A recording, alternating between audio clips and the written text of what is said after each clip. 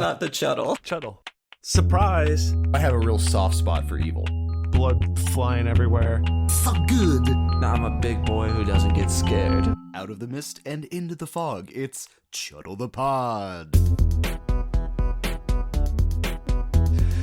Sup. Welcome to Chuddle the Pod, a horror movie club where horror movie lovers have a feel-good time. On this show, we explore what we like or dislike in the genre we love by asking and answering the same questions about a different movie every episode. As always, we will warn you before we enter the spoiler zone, and in this episode, we are chuddling Knife+Heart. This is also a very special episode. This is our first Pride episode. It's Pride Month. Happy Pride, everybody. Happy Pride. Chuddle the Pride.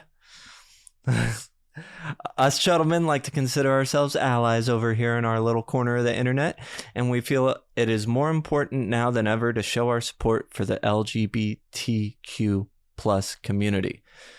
Roll call. Ross, are you here? Oh, hey. Brian, are you here? In Oh, he's spirit. not. That's interesting. Well, I mean, he's got his hands all over this episode. If you're hearing it, He does. He's the not here, but we editor. still love He's him. the editor chopping the film. He is. Yes. And we still love him, but he's at a distance. From a distance. We'll get there. Yeah, sorry. Who else is here? We got the Horror Bandwagon here. Cody, Sergio, say hello. Brian can clip in. Yes, we agree. Uh-oh. Yeah. There we go. Oh, they're frozen. They decided, they heard it's a Pride episode and they just dipped out. out. Could not do it. Well, our friends Cody and Sergio from the horror, or maybe they didn't realize I was hosting because I realized as soon as I started, I don't know if they've ever been on an episode where I am the host. Ooh. So That's we true. could ask them, but they're not here. I'm sure they'll find They'll a way to hop get back in. back. Yeah. Now, we want to show our support more than words, so we are doing so by donating to the Trevor Project, and we encourage you all to donate as well. Whatever you can, it doesn't have to be much. Each of us are just going to donate $20, and we encourage you to do the same because, multiples of that makes a lot. Yep. If you're unfamiliar with the Trevor Project, here's a little info I pulled from their website. Our mission: to end suicide among LGBTQ youth. For more than 23 years, the Trevor Project has worked to save young lives through our 24/7 free and confidential crisis intervention services: Trevor Lifeline, Trevor Text, and Trevor Chat.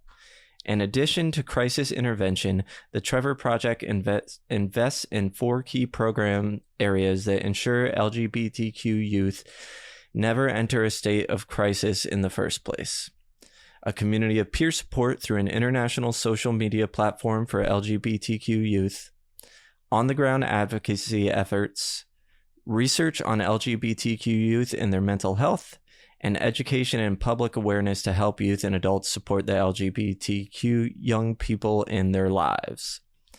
Addressing the intervention and prevention is equal measure and key to saving young LGBTQ lives. This holistic strategy, driven by our subject matter, expertise, data, and innovative approaches, makes the Trevor Project uniquely impactful and a worldwide leader in LGBTQ mental health. So that's the Trevor Project. Please support. I support throughout the year. I forget when I first donated, and since then, basically whenever they contact and we'll have people matching donations, I donate. Oh, yeah.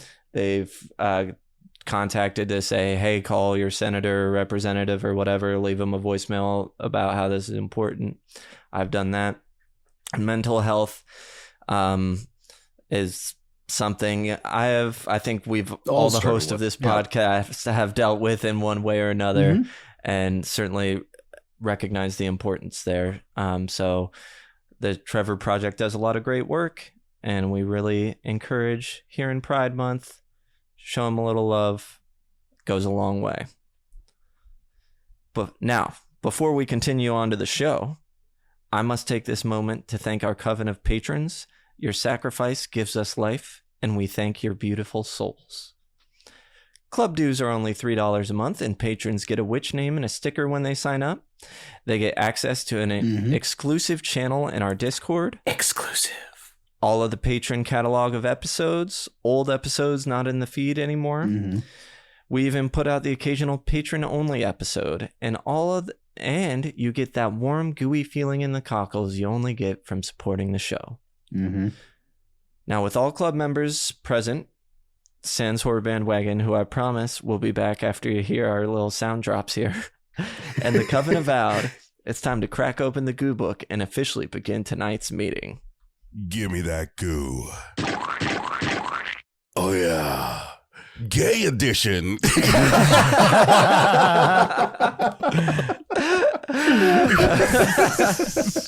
And of course, we gotta party first. Let's do some lines. Go into our log lines and taglines. Really, just our log line, because there are no taglines. Not on the French poster, not on the American regular poster or alt poster, unless you include being in Khan's tagline. They made it. They made it. All right, log line. Paris, summer 1979. Anne is a producer of a cheap gay porn. When Lois, her editor and companion, leaves her, she attempts to get her back by making a more ambitious film with the flamboyant Archibald. I don't think it really hits it very well at all. No. I mean, I would agree. That was not one cheap of the worst porn. ones. Well, I mean, Lois and her are already split when it starts. Yeah. You could have just been like, a porn director is stalked and hunted by... I would say, like, in Paris summer 1979, a killer starts killing members of a gay porn studio in this modern giallo. I mean, there you got me. You got me hooked right there. I'm like, whoa. I mean, I think that's what got me into X, though I know X is controversial in these parks. Into what? X. Ty West. Pearl. Oh, God. I thought you were talking about drugs. Wait, no. That's what got me into X, you know? Wait, we were supposed to do that? Oh, man. Oh, shoot. This is not the drug episode? This is the Pride episode. Sorry. Difficult recording. So you like X straight. because of sort of the throwback grindhouse style to it? Yeah, I did. I also was just making a connection to the porn. Kind of like the same similar. But it was like, oh, someone is slashing a porn crew. Yes, totally. Right, minus the giallo. Yeah, get that out of here. And that's what got me into H. And Kid Cudi's ginormous shadow. That's what we needed, honestly. Well, we needed a lot more of that. We needed some schlong, if you know what I mean. If you catch my drift. All right, movies are made by people, and the people that made this movie are. This movie was written by Jan Gonzalez and Cristiano Mangione. Luigi was right. And it was directed by Jan Gonzalez. Some of our key players in the film are Vanessa Paradis as Anne Perezi, our main girl, our lead. Nicholas Maury as Archibald Langevin. I loved him. He's my favorite character. Same icon. Kate Moran as Lois McKenna. Lois is Anne's love. Jonathan Gunay as Guy. Felix Merito as Terry. Khaled Alawach as Nans. Noe Hernandez as Jose. Thibault Servier as Messia. And it's a big cast. Bertrand Mandico as Francois Debu. And Jules Ritmanek as Rabba. There's a bunch more. Oh, I'll include Pierre Pirol as Bouche d'Or, the mouth of gold. I was going to ask if he was going to get his flowers here. Yeah, he worked hard. He was fantastic. Oh my God. What a lovable little sad guy. I just love saying gay. Gay. Gay. I believe it's Guy. It is Guy. Oh, Guy. Guy. And it sounds like they said Favre. But it was impossible for me not to see Favre because that's Favre is spelled like that. Yeah, exactly. But I'm pretty sure I'm pretty sure in There's Something About Mary, he mispronounces it in the French way. Ooh. I only know now after watching this. All right. It's time to check the clock to see where the gore flop. It's time for the gore. Fatality. On a scale of 1 to 10, Psycho to the Sadness, how gory is this film? 1 to 5 consistency, 1 to 5 intensity, overall gore score. Ooh. This one's tough for me because I feel like the implications give it like brutality, you know? Yeah. It's in your It's more head intense versus than what you see. Yeah, right? I was Especially gonna that give first one. this, Yeah. I was going to give this a 5 overall. I think a 2 for consistency. Yeah. And then a 3 for intensity. Because I do agree there were, especially the first kill was very like, oof. Oh God, what's this movie gonna be like?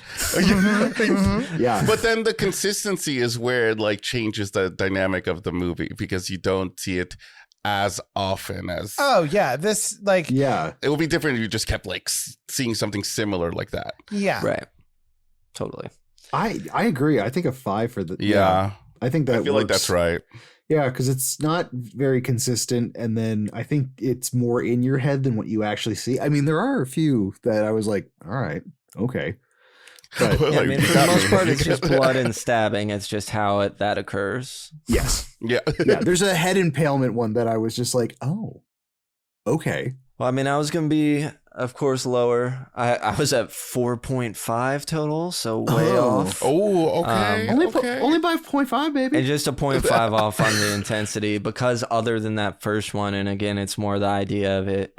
It's just kind of not very intense. Yeah. Now, quick question for you.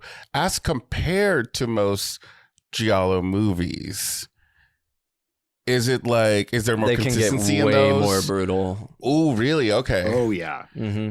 So just for the audience members, so they know like where our heads are at. You're not familiar with giallo. I wouldn't expect you Not to, in but, the slightest. But who knows? Maybe you're a giallo expert out of nowhere. It means yellow in Italian. Oh shit! No wonder, because I tried to look up giallo like gifs, and it just came up yellow.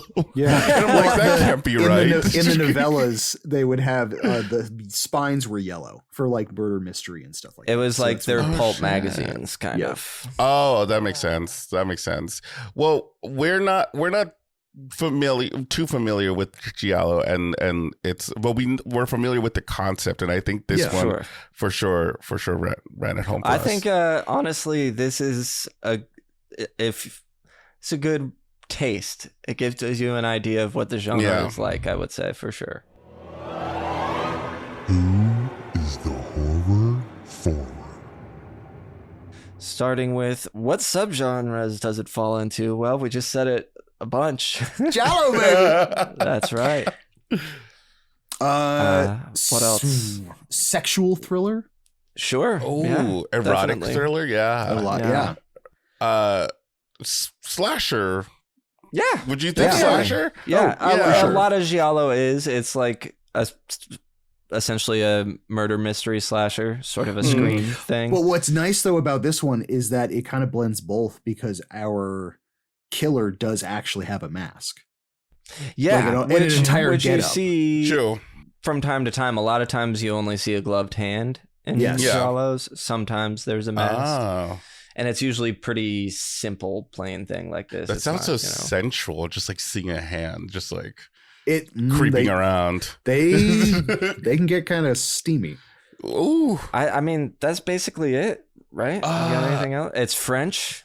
It's gay. I didn't say that. Pride. Oh, yeah, like the most important part. It's pretty gay. Yeah, and pretty. I mean, we're not in the spoiler zone, but like, yeah, it's gay. Yeah, for sure. All right. What kind of environment is best to watch this? Family family get-togethers. Family get-togethers. Yeah, I'd say friends that appreciate giallo or friends that appreciate a gay movie. Yeah, like people who like are into queer cinema, you know, just want to like get educated in that, because I feel like this is quite important. I actually feel very good about watching this one. Yeah, I would. I mean, put some cred on your card. I know that for another year. Some of the movies that we've watched recently have been more like, you know, watch with some friends where you can like have a drink and chill and like have a good time. This really feels like something you watch with your book club, if that makes sense. Yes, absolutely. It does make sense. Some might say for your podcast. Perhaps a movie club. Perhaps a movie club. Yes. No, I completely agree with that, because I mean, this is more of an intimate movie. So like, and it's a talker. Yes. It's a good one to talk about, I feel like. So yeah. Oh, for sure. Good thing we're doing that. Is it for beginners? Man, it's probably not. It's a tough one, just because it is. I would say this might be intermediate, if not maybe a little more than that. You know what I mean? Because I mean, if you're just getting into it, just depends. I don't know. Depends. You don't know what your thresholds are when it comes to I feel like most giallos are not for beginners, just because they are so stylistic often. It's true. For some reason, I feel like it might be. Maybe you might want to lay a foundation of like your regular slasher go-tos, but from here on out, I think that this kind of like goes into a different genre of slasher and kind of tests your limits.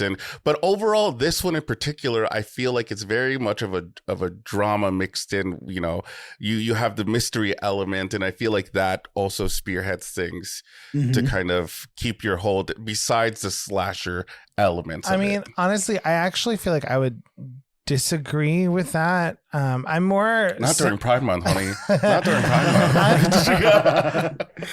Sam, I'm more like with you that I would almost lean towards no, like solely because of how artistic it is. Like, I feel like if this is the first horror movie you're watching, you are going, and assuming you like it, which I would hope that you do, you know, but or else.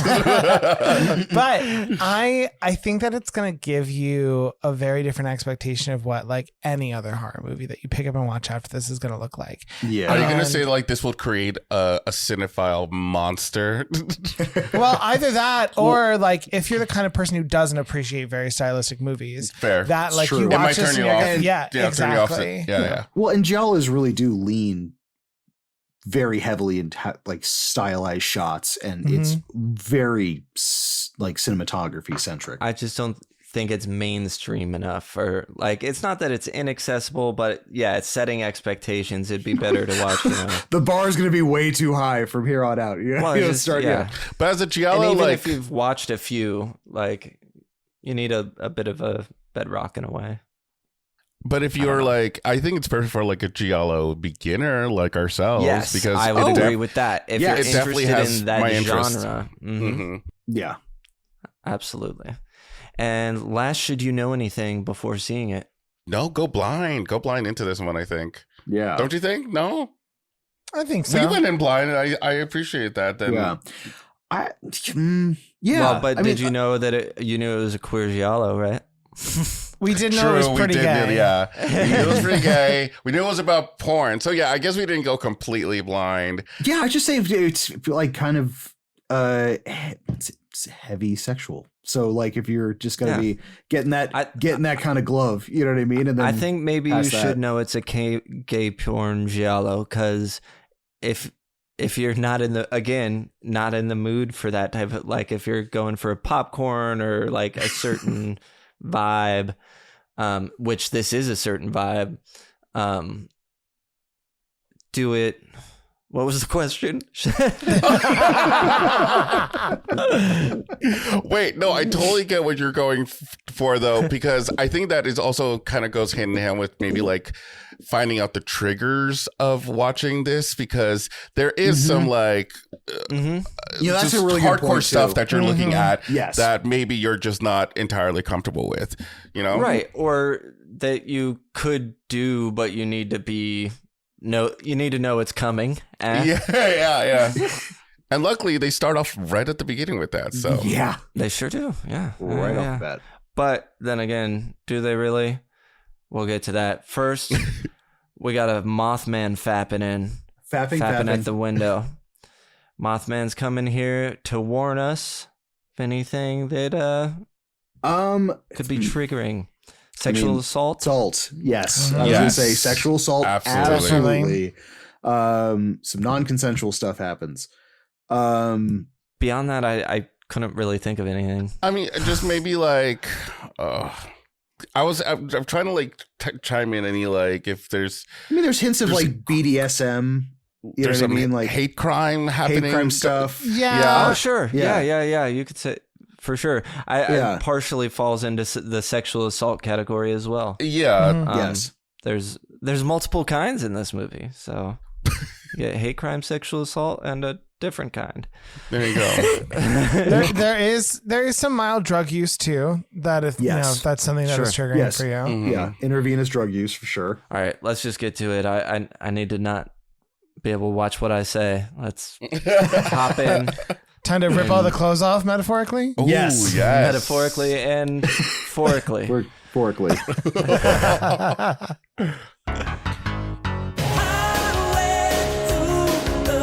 Spoiler zone. Starting with our IMDb behind the scenes. Mm-hmm. The French title literally translates to A Knife in the Heart, which I kind of may have liked better if they did that, and maybe that's only partially because I keep wanting to call it Heart plus Knife and not Knife plus Heart. I have done that at least a dozen times today, and then I was when I was like making notes, I was like, that is not the name of this movie. Why am I flipping that around? See, I keep saying knife and heart. I just keep saying knife and heart. See, and me, the math nerd inside me, wants there to be an equal sign and something after it. Like knife plus heart equal death. The score for the film was composed by Anthony Gonzalez of M83, who is director Jan Gonzalez's brother. I had no idea. The score is awesome.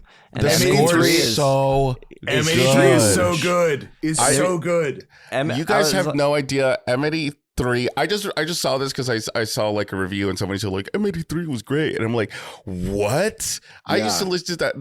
That used to be my like. When I lived in New York City, taking the subway to work, I would just like listen to M83 and just like get lost in my thoughts and be like depressed and think about my feelings in my life. The director's brother? It's just insane. one guy. Yeah. Saturday. Apparently sometime on some of the songs, he's played music on it. The director of this movie. I don't know if it's for this movie or older songs or what it is, but Saturday's I read that they made was played like ad nauseum for me. That's amazing that they did the soundtrack for this. Yeah, and not only did the soundtrack, Familia, and then these. I only have 3 more, and I think they're funny. It's all versions of the same thing. The lead character is loosely based on Anne-Marie Tensi, a female producer specialized in gay pornography who was active in France in the 1970s and 1980s.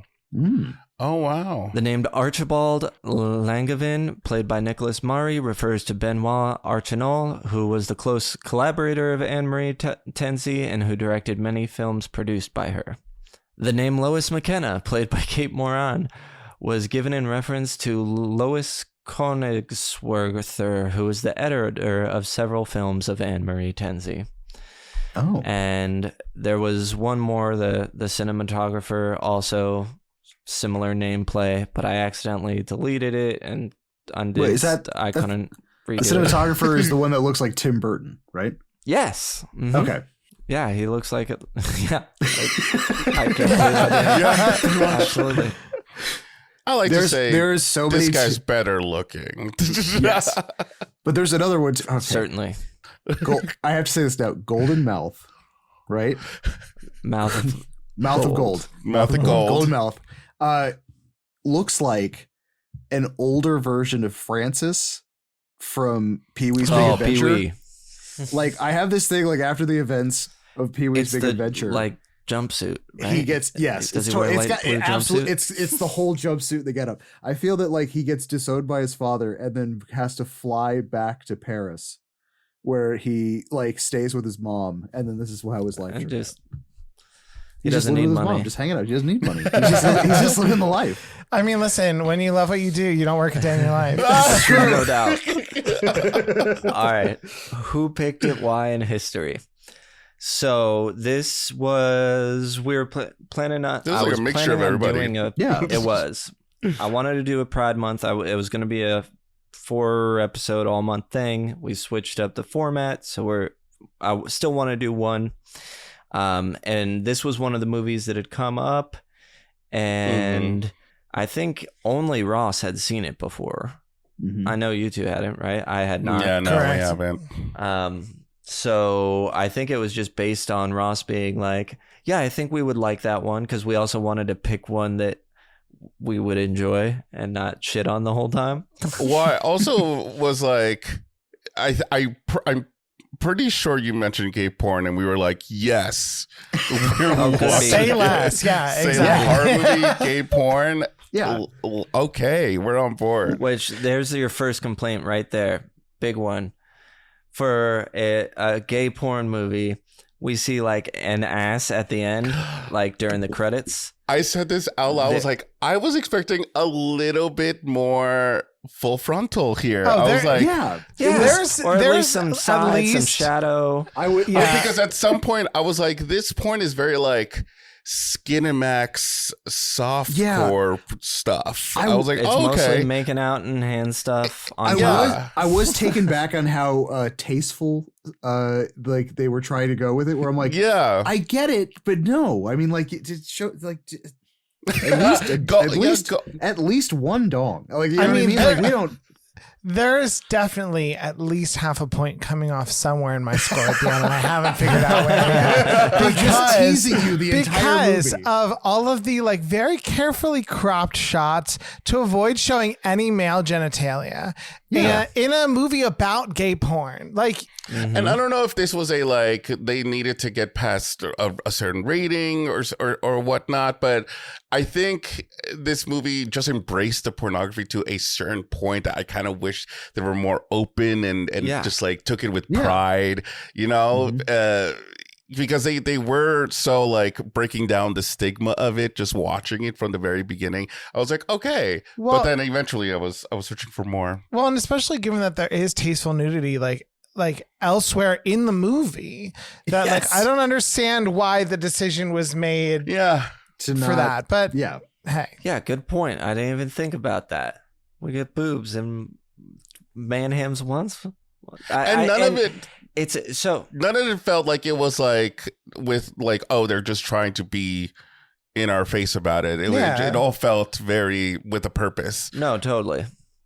I didn't want to watch a porno when I saw this movie, but I expected to see porn within this movie, and I feel like I didn't. That's fair. Yeah, that's a good way to look at it. I set my expectations, and what the hell? I will say, I feel like we come full circle that we had our first very cummy episode with you guys with Seed of Chucky. Yes, and here we are, Pride Month, and we've barely been cummy though. I mean, there's a little bit. We got a cum shot. Yes, we actually split screen. Yes, a split screen. Oh yeah, that's amazing. It's so funny, and that went pretty far. Yeah, sure did. All right, let's talk about this movie. An 8mm is set up to play, and we see two men making out in the woods while another watches and jerks off. Again, we don't see it. We just see his like face being like, ooh. It is. Yeah. I like the fact very much that. Yeah. I really do admire when they're showing the films how like there's a level of like absurdist. Like it's like so almost cartoonish, which is so good. Like it's not done in like, I guess it's not done in a distasteful way, to the fact where like you're laughing every time that you see it, just because of like he's just like yeah. Well, and they play it so straight, you know what I mean? Yes, they're not playing it for laughs. Like with a wink, it's not played campy. Yeah, that's what I mean by straight. They're playing it very gay. Yes, they are. Well, but I think that like I think in a way that almost like reflects a respect for like how porn was at that time, because like nowadays you hear the like down chicka down like that music, and you see like, you know, the plumber shows up and he says, I heard you need some pipes addressed or something. Babe, we're gonna need to work on that a little bit. We're gonna need to work. Pipes addressed, but pipes drained. Well, almost to the point where like it's been like memeified so much, in pop culture writ large, that like this feels very like time appropriate. Oh, absolutely. For the movie. It has a plot. Like there's like it's even like totally over the top, and it would be people who normally are not like actors. So like you almost have this which it reads so amazing. And in general, I just like the vintage porn aesthetic that they're going for. I really appreciate that. Now we cut to one of the actors in that film that was just being watched by someone we don't know yet. The editor is who it is. We cut to that actor dancing in a gay club, sort of BDSM club. We see some of that in the background. Dude. He is very popular. There's a bunch of dudes around him. The actor. Yeah. From this scene, I was gobsmacked at the lighting choices and how good the lighting was in this scene. I really like the weird song on this part too. It's not M83, it's a band. Oh, really? I was listening to the soundtrack earlier. Malaria with an exclamation point. The song was called Thrash Me. Oh, Thrash Me? Ooh. Wait, I love that. And it's very funny because for me, it looks very stylistic, and I'm wondering if if this is how in the 70s these bars would go. But like me thinking, giving you guys some insight into like these kind of clubs now. This is all in like a dark room. This is It's all in a dark room, you said? You go down the stairs, there's a dark room, no one talks about it, and you do your thing down there. But here, it's all like lights up. We are seeing everything in a more glorified way. So are you saying it's like a hook? They're like the hookup room at the end of this movie with the red lights? Well, with the flashlights, there are some bars out there where if you said you do your thing down there. That's why you do your thing down there. Yeah. Because it's been a long time, but I've been to a few gay bars, and they were, with the exception of one, they were all just kind of like regular bars inside. You know what I mean? Like sports bar, kind of like looking. No windows, but just a bar and then like a dance floor and a stage. Oh yeah. Because it was at most of the times I had gone to those, one of my friends was a drag queen, so I would go to his shows. Oh, nice. But then there was one I went to in Orlando that was like super fancy. I can't remember the name of it. Was it Southern Nights? Maybe. That sounds kind of familiar. I know. Southern Nights sounds good. But the one that I'm talking about is the Cock in New York City. Oh. There's the Cock and there's the Eagle. And those are the bars where though technically, like, yeah, don't fucking whip your dick out. Don't do that. Like, but there are moments and places where you can tap and happen. I only just love remember the fact that they're named after birds. Well, no, that's what they're named after, Ross. You got it. No. I'm sorry. The only reason I say that is that during just it's a little snippet of tattooing history, there was a handful of gay gentlemen who were also tattooers, but they couldn't openly identify as gay. So most of them, if not all of them, adorned a bird name into their name. Interesting. So you would be recognized by another gay tattooer as being gay, but not having to openly discuss it. Interesting. Yeah. I learned something today. Oh my God. All right. So he's dancing. We reveal more of the club. I love the way it cuts to the shot of the drummer with the eagle mask on and we see the band and stuff. It's so cool. Yeah. Our masked man, the bad guy, will soon discover our killer. And if you know giallo, as soon as you see the gloved hands, you're like, he's the killer. Yeah. And then we see he's also wearing a mask. But what a fucking amazing, for better choice word, like ecosystem to mask that figuratively, literally, where it's like having a scenario where a guy in a leather type mask of club, with leather gloves in that club would just be like, oh, okay, yeah, there's two other guys dressed like that as well. Exactly. Like you wouldn't suspect that. I think this is where like the horror danger element comes into play, where you're like, it's all stylized, but then you really think about it. I'm like, actually, this is horrifying. This is like, you don't know. Going to a secondary location with someone who you haven't even seen their face. Yeah. Yeah. Oh yeah. Eesh. Okay. So but he did do the masked look back man on the stairs. Is watching popular actor guy and just standing there sort of rubbing himself on the outside again. And then he walks away. He's going up the stairs, looks back. They've been making eye contact. It's also the closest that we get to full peen in this movie is the hard bulges in jeans. Those are aplenty. You get plenty of that, but you don't get anything popping out. And undies. Yes. Undies. Fucking dad life. All right.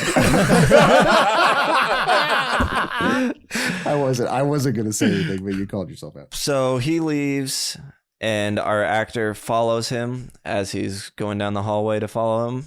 A blackbird flies by. We'll meet that bird plenty. He finds the masked man and they start getting freaky. This is all intercut with the porn being edited by Lois. So we're seeing clips of the movie they're currently making and her editing it. I really like it because it kind of feels like you're watching the edited version of what she's putting together. Yeah. It does. So porn actor is now tied face down in bed, his underwear torn off his body and stuffed in his mouth. Honestly, with just the tearing off of the underwear, I was like, ow. I felt that. I mean, all of this so far, I was like, oh, this is hot. They're going for it. They're not holding back here.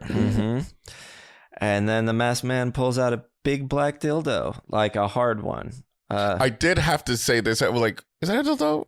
That's a dildo, right? Oh, yeah. Yeah. Well, actually, surprise, it's a knife. Yes. It's diabolical. It can be both. It can be both. It is kind of death by dick. Death by dick. This is horrifying. So when the knife first pops out, I laugh. And then the stabbing starts. And you go, and again, you don't see it, but it's clear that he's stabbing him in the butt, in the butthole, in the anus. I just was not expecting dildo blade. Like, that is... we went from giallo to 7 very quickly. It was nuts, and it definitely like... I reacted definitely viscerally when I saw that.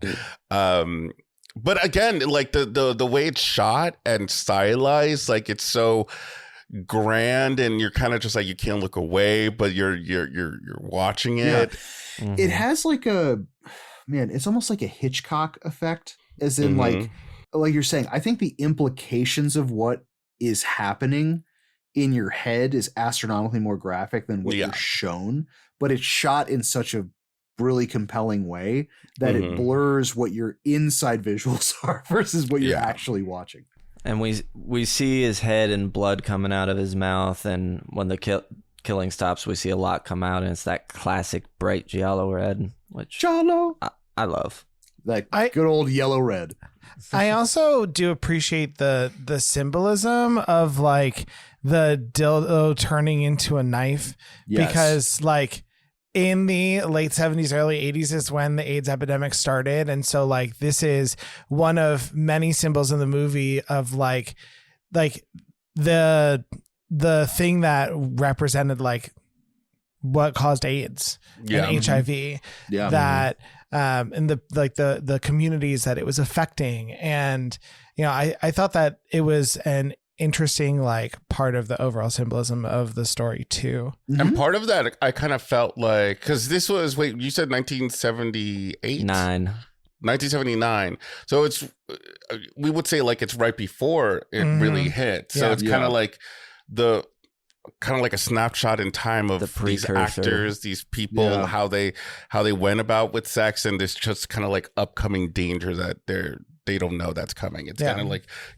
I definitely see where you see that. Me too. I did not, but I'm glad you're here. So, he's stabbed to death. The blackbird watches, but it's blind, so it's just there.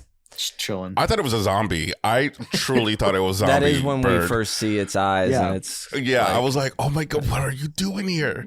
But then it makes sense later. Well, and I title think card. I if I remember correctly, I believe that it might have been the Romans or the Greeks. One of the two. They also did some gay stuff together. Oh yes, but historically. But like a blackbird or like a raven represented like the soul of a person, like leaving the body. So I learned that at the beginning of The Crow. We never saw that one. Oh, don't hate us. Don't hate us. I'm not Sam, sure stop talking. Don't spoil the things. I have strong nostalgia for it. Okay. When I was the age for it to be a cool movie to like, I was super into it. You know what I mean? I was like 12, 13. The Crow was it looks like a movie that has like a vibe, you know? Oh, it does. It's like a modern gothic thing. But the plot device is that they say that the crow carries the soul to the land of the dead, but sometimes, just sometimes, it comes back and like reanimates the person to set the wrong things right. Whoa. It's that sounds cool. Also, dealing with birds and other giallos, I was like, gave me opera vibes. I thought of opera immediately when I saw the blackbird. Well, it's just a strict character, because I think the introduction of the bird, because the bird is out of place, you're just kind of having this like, okay, are you going to see this? And then you seeing it every time too, has this like, it creates this like mysticism to what's going on, which makes it almost like surreal. You know what I mean? Mm-hmm. Definitely. We covered opera. You can go listen to that if you're interested. Do it. Paris, 1979. A blonde woman runs under a bridge until she just kind of strolls and walks up to a payphone. This is Anne. She calls Lois, the editor we have seen. She and Lois have broken up, but Anne had a nightmare and woke up in a strange place and wants Lois to comfort her. But Anne is an alcoholic with anger issues, and Lois won't invite her over. Setting boundaries. Yeah. Important. Mm-hmm. She's right. Yeah, sometimes you just want to edit gay porn in peace, and that should be okay. Yeah. Mm-hmm. I need to have a room that's silent for me to edit gay porn. Now we're on set of a gay porn with many of our main players, Thierry, an actor, Archie, scene directing here, our camera and sound guys. two other actors. Anne arrives. She's the boss, but she heads straight to the storage room where she's got a little hole in the wall so she can peek at Lois through it. Some nice voyeurism. I like where the pinhole is in the middle of the mouth. In the mouth. Yeah. That Super visual cool. was wild. That was like, and I don't know. Definitely gave me deep red here. Oh yeah. Wait, the what? eye Is shot. that also a porno? Deep Red is another Deep Argento Red. movie. I thought you said Deep both. Red. I was gonna say there's Deep Red and there's also Deep Throat. So like there's also it's kind of a mixture of the two of them. Actually, the Deep Red porn spoof is still called Deep Red. It's Deep Red. What I also like, and I think it took my third watching, honestly, to kind of where I feel that they kind of lead you to want to think that Anne is the killer almost from jump. Absolutely, yeah. You know what I mean? And I love how with that her parallels, waking up, not knowing where she is. Yeah, for sure. And I do like the fact that she does that in the film that she makes, where it's like you almost up until a certain point you don't know if the movie is a reflection of the events happening around her or it's a confession. Yeah. Well, because she portrays herself as the killer Yeah. in them. And I was like, but then at that point, I was thinking it's too on the nose. Well, Yes. and there's also, and forgive me if I'm getting ahead of ourselves a little bit, there's a thing that she says when she's talking to the cops that is where she's like, Yes. you know, She don't you ever monologues. just like wonder what it's like the thrill of it all? Yes. Where it's like, what? Like, what the? This character, it is so complicated. Yeah. It is so hard to really kind of root for her and be on her side. Yeah. Absolutely. It's I'm not a tough. fan. I gotta But say. then, like, you have she does despicable things, and then also she's like trying to fight for like the realizing who's doing all of this in the first place. Yeah. It's hard. I have a lot of conflicting feelings for this character because like they're insane, deeply troubled. You know what I mean? But they also create these horrible things in this movie. I don't like Anne. I have more sympathy You're like, for our dumb. killer. Yeah. I also have some questions about the killer. We'll get there. I did tear up at the end. Spoiler alert. Oh, yes. I did tear up at the end. So she's peeking through the hole and comes out and doesn't think the scene is... Oh, she comes to where they're filming, doesn't think it's passionate enough. So Archie summons the Mouth of Gold. Do your work. Mm-hmm. Wow, that... I just want to know the techniques. Not that, you know, like I don't have a mouth of gold or anything. I mean, thoughts? Well, no. Okay, No, so Bronze. bronze. I do. Okay, I love the fact. At least I don't it's a know- medal. I don't know if this is intentional. It has to be intentional. Is that any time that this Mouth of Gold is working his magic, everyone has the exact same face. Like, I thought it was hilarious. It's this weird cocked back 45, just that like, and then just that Mouth Oh agape. my God. mouth agape. And the first, like, again, multiple viewers, you know, that is the funniest thing because it's obviously got to be some kind of button that he's pressing because everybody's doing the exact same Well, face. they also No. got to be like trying to make it work. You know what I mean? Yeah. They need to be hard. Yep. So you don't get paid. Mm-hmm. I do like that later on he is one of the people who like calls it quits. He's like, I'm not coming. I'm not getting killed. Me I'm too.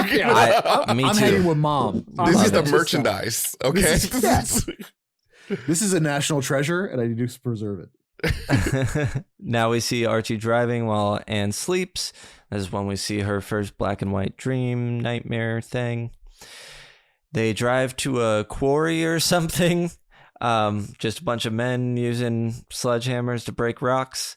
Yeah, And and she literally says, "Pull over, pull over." Pull over right now. I see Yeah. someone I want to hire. Well, she walks up to the first guy that doesn't look like he knows how to use a sledgehammer. Nons. Because I have never seen someone like, I'm no critic of how people use sledgehammers, but we see him use it twice and it stood out to me enough that I had to comment on it. Like, he like... it's the same thing with an axe or anything. You know, you slide your hand down to the bottom, and he just holds it like at the top and bottom and knocks it with the end of it. It's ridiculous. Wow. So I felt like she was like, this guy, he'll come do it. He'll do. Yeah. That'll do, pig. That'll do. I don't know why she tells him he can make more money working for her than he can there. They do blue films, which I'm guessing is porn films. Mm-hmm. But the catch is they're short on girls, so it'll be boy on boy. He says he's not interested, but she leaves her number and money for him anyway. Yeah. It's a, she's like financially predatory. I don't like this whole scene kind of got me like the EBGBs where I'm like, you know, if you're this woman has done this before. The way that she even states like, oh, we're out of girls, like girl. Yeah. I'm like, even your girls have dicks. Come on. As a Archie line. Archie line later in the film. Seems like just so everybody knows. So she gets back to the car, tells Archie about him. A fawn among wolves, she says, which is a line that I liked. Mm-hmm. And then she says, look just like Fuad.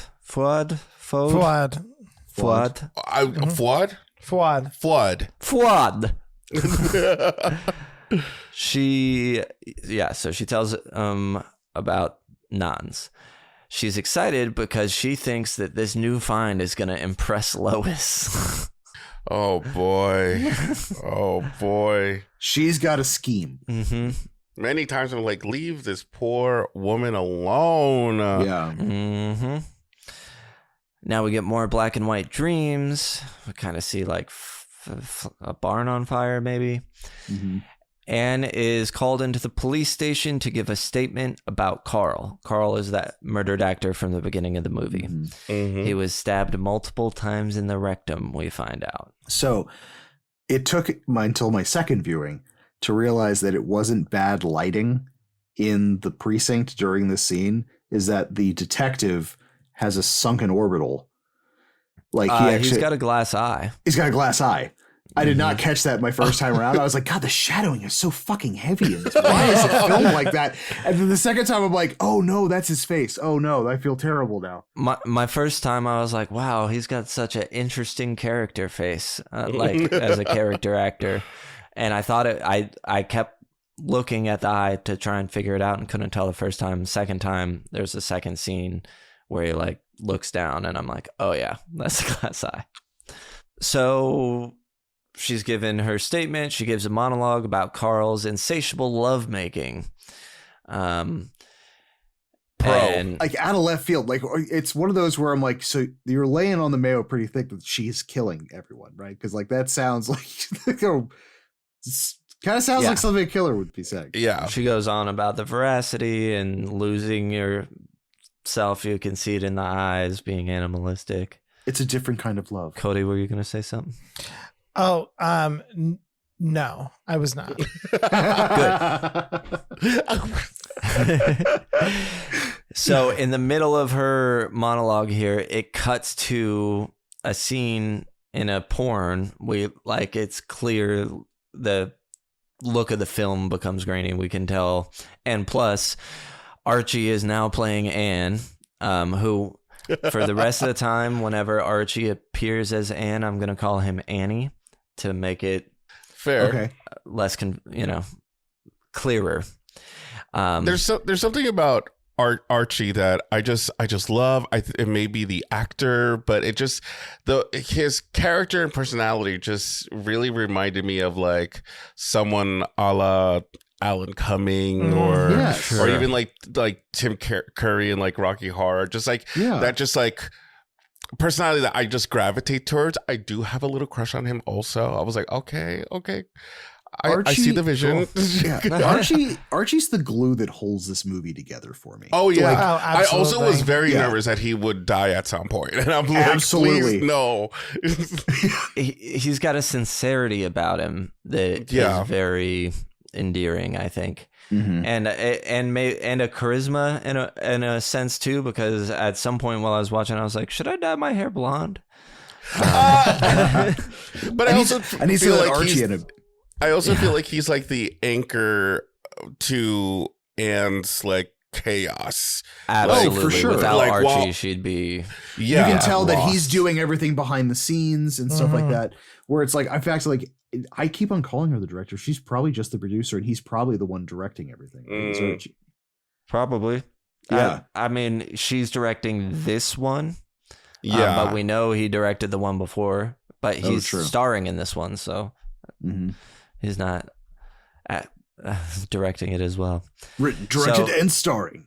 He's talking to two cops that are also actors. One's Terry, who we've seen before, and the other is Jose El Hombre, which I only know because we see his name way later.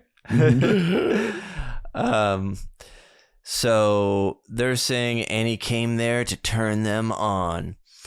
And then we get a goddamn toe fuck under a goddamn table, just like in New York Ripper, which we either just covered or are about to cover, whatever the order comes out in. Yeah. But you cannot, like, we can't go, like, past the scene without mentioning what I think is the best part, which is The when end, right? Jose turns and he says, "Don't stop taking notes," and Thierry, like, with a huge bulge, starts humping the typewriter to type with his dick. Oh my God. It was so funny. It is so fucking funny. I like the fact absolutely. where you get that and then the pan back. Yes, As it they're pans all out and just we see doing that it it's on all set. together. Yep. So good. Yeah. So Terry bangs the typewriter with his boner, zoom out on set, and cut. The mouth is crying because they are making a porn about Carl's death. Which, yeah, I would probably be upset. Pretty problematic of Anne to do this. Like, oh, cool. I think he's confessing to Archie. I forget who, but he's He loved upset him. when somebody says, "The mouth, we need you," and he walks off. That fucking scene, he's so emotional, and he's like, "Mouth, we need you." He's like, "Okay, time to make the donuts," and he just clears the tears from his eyes. Haven't we all been there? You know? Probably it gives him a little solace right now. Yes, exactly. Just feel normal. Yeah. So Thierry demands and pays him cash now, he's fucking walking out of here. And so she does, and we actually learn it's because he wants to do heroin tonight. Anne goes to deliver the dailies to Lois and passes the mouth, working on the other actor. I made note of this part because this is when the actor says to the mouth, "What does she pay you?" And he says, "I want for nothing. I live with my mom." And it's just so great. And he's just he's like pathetic, but in a way that makes him like endearing. You kind of want to like protect him, you know? Yeah. Yeah. And gets to the editing bay and Lois is gone. We follow Lois as she goes to a club, and we can see that we're following her like through a... And we will never know. we see it's like we're looking through a windshield as we follow her. Mm-hmm. And then we are also following Thierry as he goes to score some heroin. Mm-hmm. And do it in like an abandoned car in a warehouse district. Yeah. Yeah. As one does. Yeah. It looks like he's been there a few times before. Mm-hmm. It's a spot. Yeah. Anne was in the car that was following Lois and follows her inside the club. It's a gay club. It seems like it's mostly women with some men there, is what it looked like to me. Mm-hmm. This whole part was so like kind of like I took ecstasy. First of all, Lois looks... This is what got you into X. Fabulous. Yeah. Yeah, this is what got me Yes. onto X. But Lois looks fabulous. Her outfit, she's just super sexy in Is this. this the in white this one scene. with the belt? With the gold belt? Oh no, that one's actually is good this too. the sheer? Is this like the sheer? This is the mesh V-neck top. The thing, sheer right? like Oh, yeah. Mhm. Yeah. like boobs are out, like she is just feeling herself. I thought she looked fantastic, and I'm like, all right, Anne, I get it. I'm not gonna And this club just go looked wild like for it, but like such a good time. Oh yeah. Oh yeah. I also just like the entire almost camouflaged front. You know what I mean? Like it has it, but it's just like that giant white wall that they kind of knock. Like, you got to knock. There's a password. Apparently, all you have to do. I'm a friend of Lois. Oh, right. Sorry. Come on in. This kind of reminds. So weirdly enough, I've never seen this movie, but I feel like it's like the same. It's this movie called Climax. Like this part, like I really want to see that. I have not seen it. It's a French movie clips as of well, like, right? Yeah, and I hear it's it'll fuck you up, but like it's more traditionally French in that way. Yeah.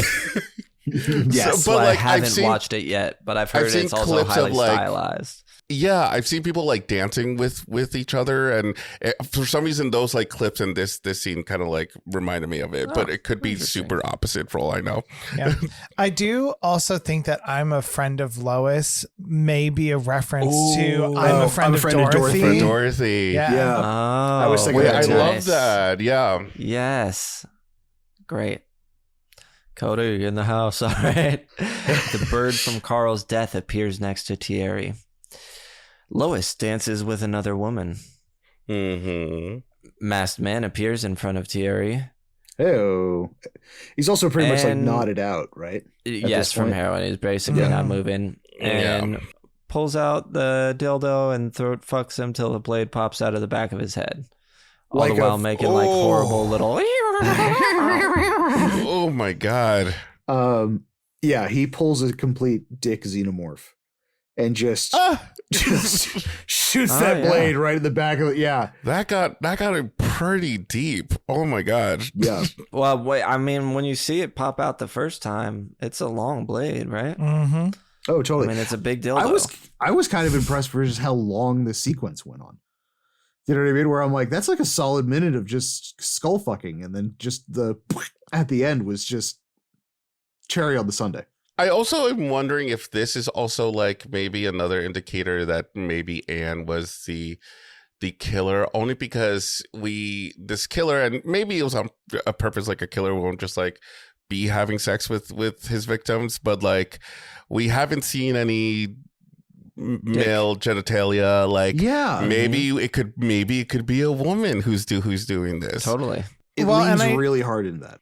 And now, Anne is at the club at this point, but it could also be different times. Yeah, and I was thinking that too, because there are a couple times where like you see like the sleeves come back, so you see like a relatively thin frame to the person too, that like you could see that being Anne. Yeah, totally. And then the next thing we see from here is Lois and this other woman kiss, and Anna is watching from above. So you could see this being the thing that set her off to go do that. Yeah. But we see Anne go to film in her studio and carve something into that. We're not really sure what she's up to. Well, I find it very ironic too of who she carves it into after the fact, because it's the guy who just got Terry. Yeah, exactly. Well, and the message that it says. So Annie talks. Oh, so we're in the porn now. Annie talks to Nans, who is the person she just recruited. He's playing a detective. They're talking over the phone. Then it becomes a split screen, and they're both the detective on the phone until they come on their own faces. The whole scene of just like, well, I'm a little busy, and then there's the pan down with the leather hat just bobbing was just like, just so fun. It was just so funny. It was so good. And then the simultaneous cum shot is just like, now, guys, did they actually come? Like, this is them actually coming, right? What do you mean? I'm assuming that someone's got simultaneous, like. I meant more like, because to me it looks obviously like someone just shot like jelly into your eye. Me too. But I'm wondering if the characters in here, because they're acting. They did. You don't think they did, or do you think like? I think the mouth was down there with something that he just threw up. I think it was just movie magic. Yeah. I figured it was like even within the movie. Within the movie. Not CGI? actual actors, but like the movie. Yeah. Where are they? They come on their own faces. Yes, I remember. we see Anne's note carved in film. It says, "You have killed me," and it happens to be over Terry's face. So again, suspicious. Coincidence? Is Anne the killer? Like, is this related to Lois or what's happening? But I mean, besides if you're the killer or not, wild thing to do. Also, so fucked up. She's editing this, and you're fucking with her film. Yeah. Oh yeah. Which is also how you make money. Yeah. Anne sucks. Get it together, Anne. Now Lois is informed that Thierry was found murdered. Now they're at a bar. Our little film crew is at a bar, and they discuss Terry's death and the porn they're currently working on making, whether or not they should keep doing it.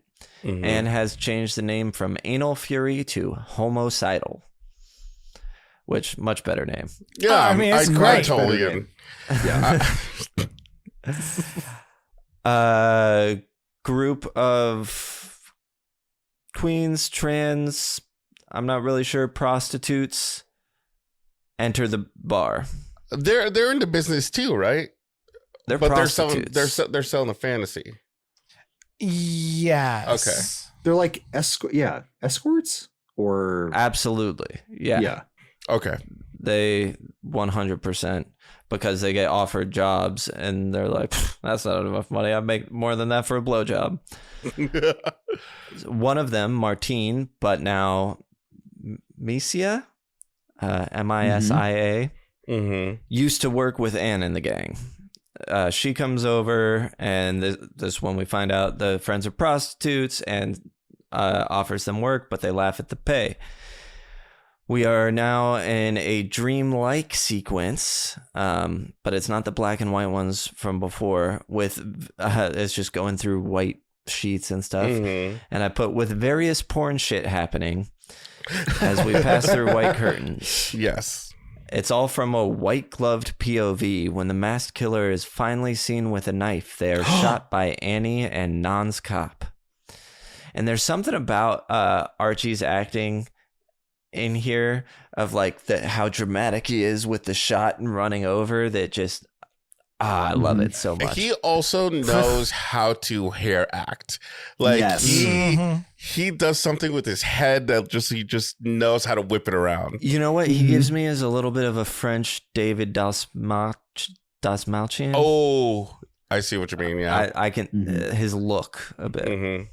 Anne was the killer. It was a woman who saw too many gay porns and started killing gay men. And cut. That's a wrap. There will be a wrap picnic. Yay. And then Anne has like a sad moment where she asks the cameraman if she's still beautiful or is she too wilted because she wants Lois back. Damn. Now Anne is drinking alone at a lesbian burlesque club. I have questions about this. Is it like a... Yeah, this is a lesbian bar, yeah. Yeah. Yeah. But it's also like a... old-timey jazz. It gives me like a jazz club feel. Like but they have that, like a speakeasy. Like a speakeasy, yeah. I dug this. I kind of feel like I want to go to this show. Yeah. I love the bartender's getup. It almost looks like a bellhop. I love that lady. Oh, yeah. She's like the perfect bartender. You know how she's like, oh, so still in love? Like she knows exactly Anne's deal. All right, so there's I didn't know what to call it, so I call it a burlesque show where a woman who's like wearing sort of sheer see-through. I'm not sure what she's supposed to be. Is she just supposed to be a woman? She's got those she was like weird lines coming through, so I was like, I guess she's just a woman. It seemed like maybe she was supposed to be a bug or something. Maybe that's just because the other one's a bear. I also saw this bear and immediately realized what my Halloween costume is going to be this year. And it's going to be this costume. Because this is... I'll do the other one. Okay, perfect. Can we reenact the burlesque? Please. Yes, door to door. I thought it was a beaver for so long. You know what? I don't know why. I was like, oh, I the get heart it. and thought is there. The execution, it could have. Let's just be honest. The bear costume could have been done a little better. Well, because the bear costume was like I thought it cardboard? was a rat. Like, you thought it was a rat? Oh, just because, like, I was not getting, it's like some sort of rodent. I was not getting bear from the design of the like it's very head boxy. of the costume. Listen, I was lost, but I was locked in. Also, production with all the blood. I was like, whoa, Lady Gaga over here coming in with like performance. The amount of fake blood is also. These two do a song together. In the song, the woman begs the bear to love her, but the bear won't do it. It's scared it will kill her. And then she begs him some more, back and forth. Baby, it's cold outside. The bear finally gives in and does kill her. And that's when we get all the blood we were talking about. Did you just say bear bee? It's cold outside, or baby? Was it a bear joke? It is now. It was his intention all along. The entire time. Okay. So is this like foreshadowing of like, if you keep going after Lois, you're going to kill her? I'm sure it's supposed to mean something. I mean, it could just be an early reference to people choosing the bear. That's. Oh yeah, that's true. Man or bear. Yeah. We are now at the rap party picnic. Everyone's there. Beautiful. Oh yeah, I guess the prostitutes did decide to join the picture anyway, even though the pay is not good enough because they were in that last dream sequence. They're at this rap party. Same with our core group that we've already had. And they're just hanging out, lounging. Archie reads some poetry to the mouth about how beautiful a mouth is. I don't remember. I love it. This is it's giving me very like just like a Greek dinner or something. Like they're just on top of each other, just comfortable. And I don't know, for like a split second, you forget that there's been killings going around for a little bit. Yes, right. So when our group of escorts arrives, one of them pretends to give birth to a liquor bottle, which was great. Out, and then one of them says something about how they got a surgery, not like somewhere recently, and that was how she did it. So I don't. Okay. I don't know if it is supposed to be that they had some sort of gender affirming surgery. Yeah. But I would say if that bottle could fit in there. Too big.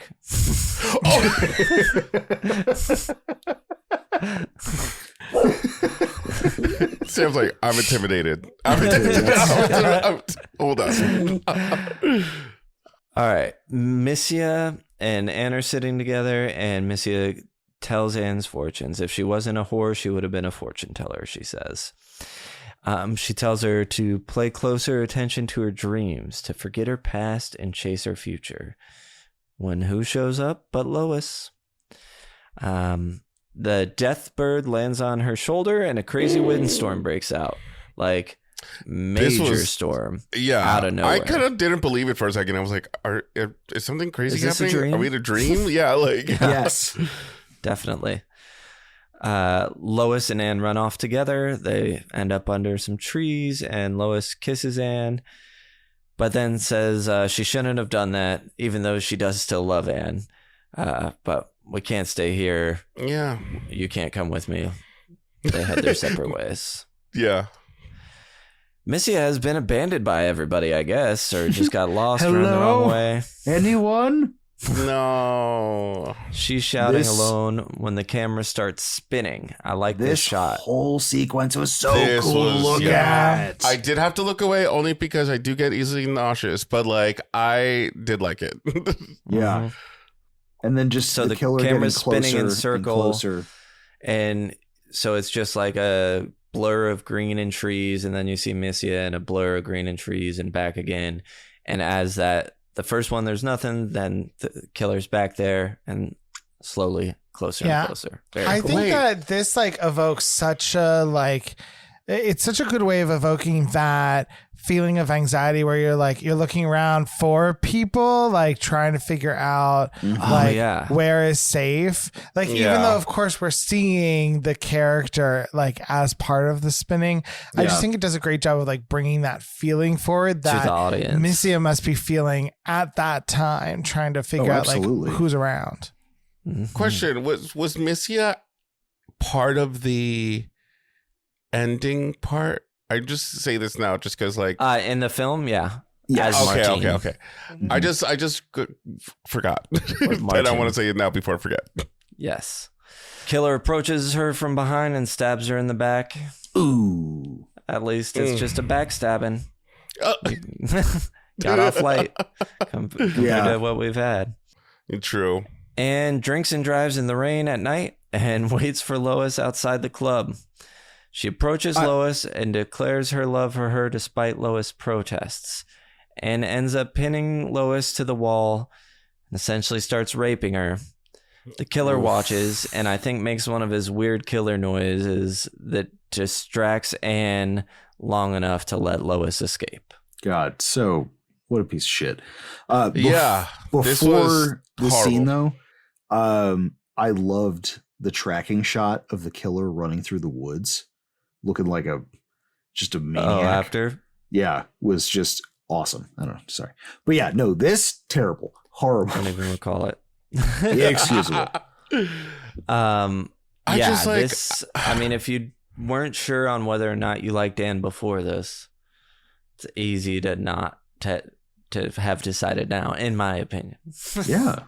I just am struggling to kind of figure out why. Like what I mean, not like the act itself, but like to lead to this moment. Like even afterwards, I feel like she still is very. I don't know if because of that she decides to like go down a different path. If you know what I mean. Alcoholics make a lot of bad decisions. Yeah. And I mean, there's a little part of me that wants to say that, like, since this is the scene where, where we get official confirmation that Anne and the killer are not the same person because we do see them in a room together, that it's like, oh, but don't worry, she's not a good person though. Yeah, right. It was interesting. Yeah, it was such a that's a really good way of putting it, because it's like, yeah, she's not the killer, but she's still a monster in this movie, just in a different degree. Yeah. Anne wakes up in that what did we call it, speakeasy that we saw earlier. Like she just fell asleep on a bench in there, or booth bench type of thing. Yeah. And she is shown a newspaper with a headline about Missia's murder.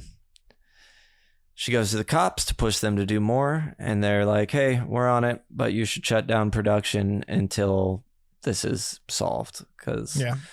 Another like obvious reference to the AIDS epidemic, I think, because it was very like how it went denied and ignored for so long by like any government agency that could do a single thing. But I also definitely think it's police and authority just seeing gay people, the queer community, less than priority. And not priority. Yeah. And this is where the fucking struggle of this character is. Like, we just got done with one of the worst scenes that you've ever done, and now like it's kind of like someone who is on our side trying to solve this and help us out. It's just, I have a hard time trying to be like, yay, Yes. I will say there's a trope in giallos of the cops not being able to do their job, and somebody else is that like steps in. A gay porn studio runner is the detective of the movie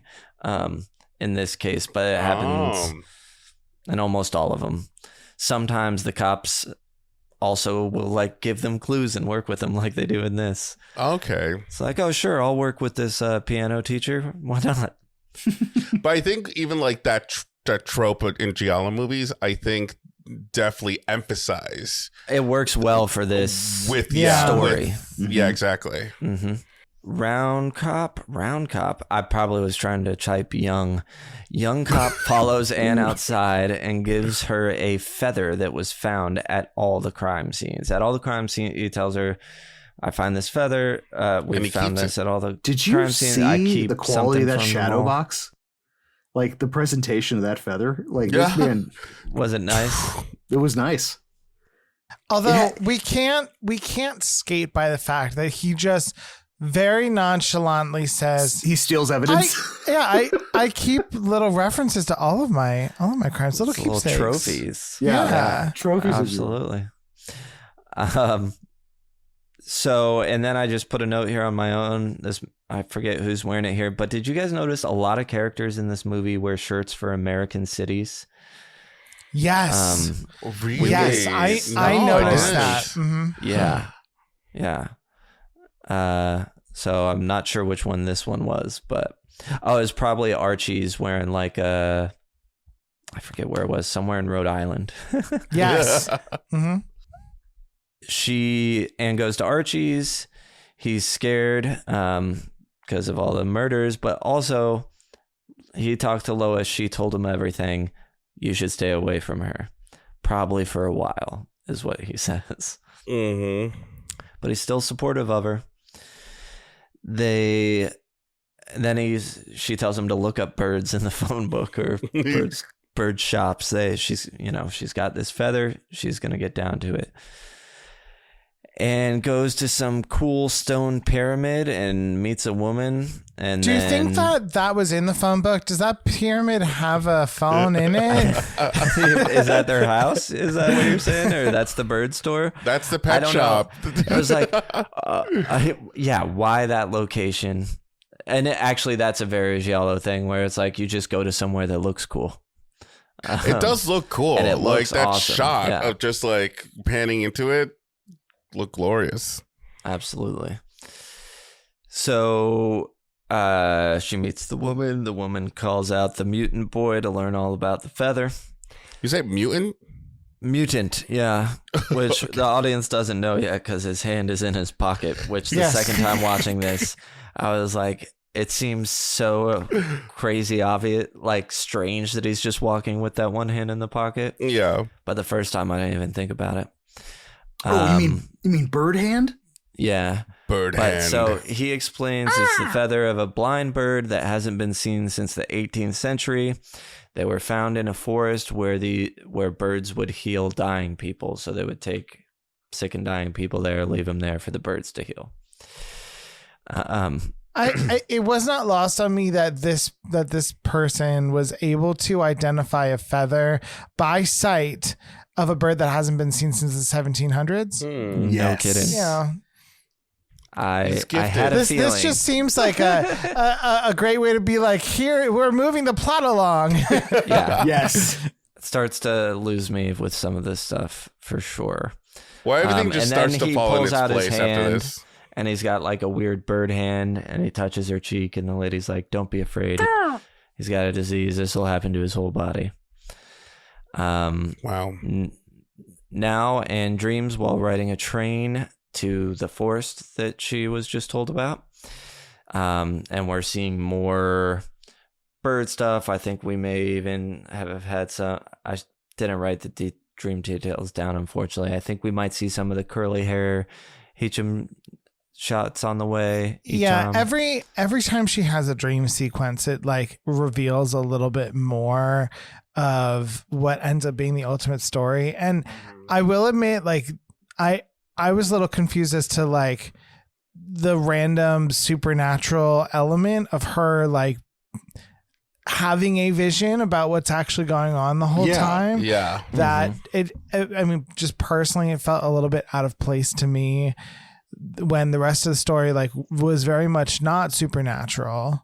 There will be supernatural elements in giallos from time to time. The thing that got me was that this character is not a character we know. Usually the whodunits, it's always one of your characters and not just some separate story that she goes and learns about and brings. Yeah, they pull an original Friday the 13th and just go like, hey, here's a character you've never met before. This is who did it.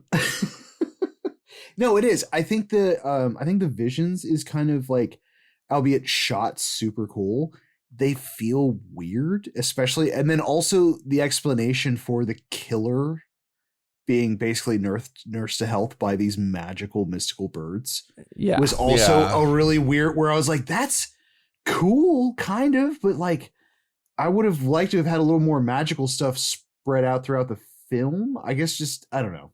Yeah, like I said, it seemed like forced, like a forced jigsaw piece, you know? Well, I mean, to me, it almost read a little less forced and a little more like, we don't have a better explanation, so magic. Yes, magic. At the train station, she finds a letter from Lois. Lois wants nothing to do with Anne after what she did to her. She won't work for her anymore, but she will finish the film if Anne promises to never seek her out. Ever. So naturally, she calls her first thing when she gets to the hotel. First thing. God. Could you imagine if there was texting available when this movie? Oh my gosh! Blocked number. Yeah. And I think after everything that transpired, Lewis is being above and beyond. She didn't need to write that letter. She could have just or finish the movie. Oh like, yeah, even that. Yeah, this is all like. And then look what happens to her. Unfair. Right? Not cool. So Anne's crying, sitting there. Innkeeper shows up. Hey, it's my place is hard to find. I'll take you there. So they get to his inn and introduces his daughter. The daughter seems to be about Anne's age and is clearly into Anne. Yeah, they seem to be hitting it off. Mm-hmm. Anne almost seems to be like, we're at another time, perhaps. But right. The daughter, Kathy, takes Anne to the forest. And at the edge of the forest, Anne thanks Kathy for her time, but wants to go in alone. Anne's been drinking this whole time, by the way, and she continues drinking through the forest until she comes across a graveyard. She watches a woman leave the grave of a man named Guy Favre, or Guy Favre. Anne meets Guy's crazy mom, and we learn the mom thinks that Guy isn't dead, but alive and in Paris. We still don't really, this is a brand new character, don't know what's happening yet. On the ride back, the innkeeper's daughter tells the story of Guy, and that he and his friend Hicham died in a fire in a barn 15 years ago. Mm-hmm. And we've seen this in Anne's dreams, so we're seeing, this is really coming together. Only Hicham's body was found in the barn. Guy's body was never found. The dad got the son a burial plot and died right after. That's when the mom lost it. And gets back and calls Lois again. Doesn't answer. She hangs up. She hangs up what looks like a burgundy velvet phone. Did you guys notice the phone? Yeah, we did that. Yes. It's incredible. The upkeep must be hard. Yeah. I also want to just give props to the actress who plays Lois and her acting in this scene. Just the subtle face change when she hears the phone ring, and that she knows exactly who is calling her. I think that it was very well acted. I agree. And I want to point out, because I've been talking about how much I hate Anne, it's her character. I think the actress that plays Anne does a great job. The actress is great. Yeah.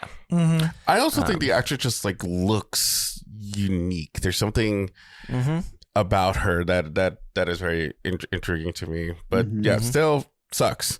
Yeah. And asks the innkeeper to get him a bottle of whiskey. And he promises he will, as long as he doesn't give any more to his daughter. She used to have a drinking problem, and he can't have her leaving him to die alone. Damn, he tells her how it is to her. Yeah. I mean, at this point, it's like, Anne, you're the problem. You're the problem here. Nobody wants anything to do with you. Right. She returns to her room where she finds a note from the forlorn Kathy and includes newspaper clippings about Guy Favre's death. Guy Favre. And Guy Favre.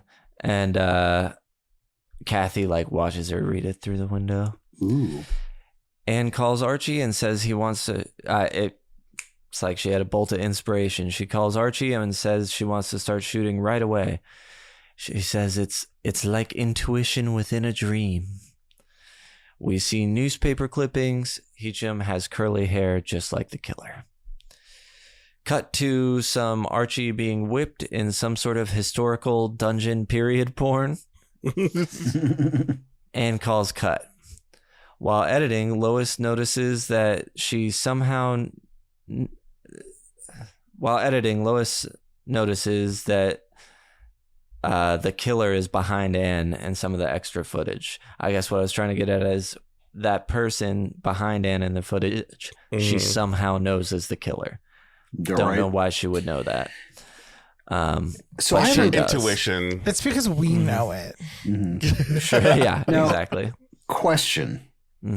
This new film that she's filming, right? Is this all just a lure to get the killer there? And I believe it is. And if doing so, what a huge piece of shit. Like she's using her team to not tell anyone. It doesn't seem like she's done it. And she doesn't have a gun or anything. No. And to use them as bait is also just like, God, what a fucking and gets people killed still. And pays them extra, or at least says she's going to. Because they're too scared. Because everyone is so afraid to leave the house. And she's like, I'll pay you even more to come be my bait. I mean, actors. This is when the mouth doesn't come, Yeah. Yeah. It's that good, weird, good like, on him. Again, using money as like a, hey, you're not, I know you really don't want to do this, but here's more money. And like, just come down and do this. So we start filming again. And Jose El Hombre has some pretty choice dialogue here, so I wrote it down. I think Terry is banging Archie at this point, and he's standing behind him yelling, "May the spirit of sodomy envelop you and make you come for eternity. Let it be hard, hard and moist for the rest of our lives. Long live hedonism, long live lust." And then stop, I'm limp. Amen, brother. Amen, brother. Put that on a t-shirt. Anne wants the mouth, but the mouth didn't come because he's too afraid to leave home. They're going to try to do something different to get him hard. Archie has an old idea, and the cameraman's like, "Oh, I know what you're thinking." So wait, does he just like having sex in the dark? I'm not sure. There must be something in the dark that's done. Okay. But it's never really defined. Right. Lois calls her new girlfriend for a ride when the power is cut. She goes to find the fuse box. Meanwhile, whatever the get hard trick it involves cutting the power. Moaning begins, the lights come on, and they're fucking. But cut. Cameraman fucks something up. On his end. Tim Burton goes, hold on. And now Archie can tell Anne is off and asks if she's okay.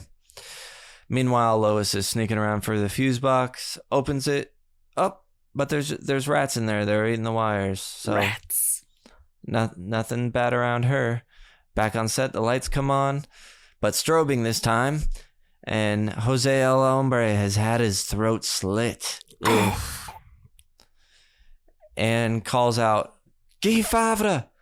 And calls his name. "I know you're here." And the killer starts running away. Lois arrives and sees the killer coming for Anne. So she runs and jumps in front of the blade. Oh my God. Stab, seems like in the heart, sacrificing herself to save Anne. Knife and heart. Yeah. Oh my God.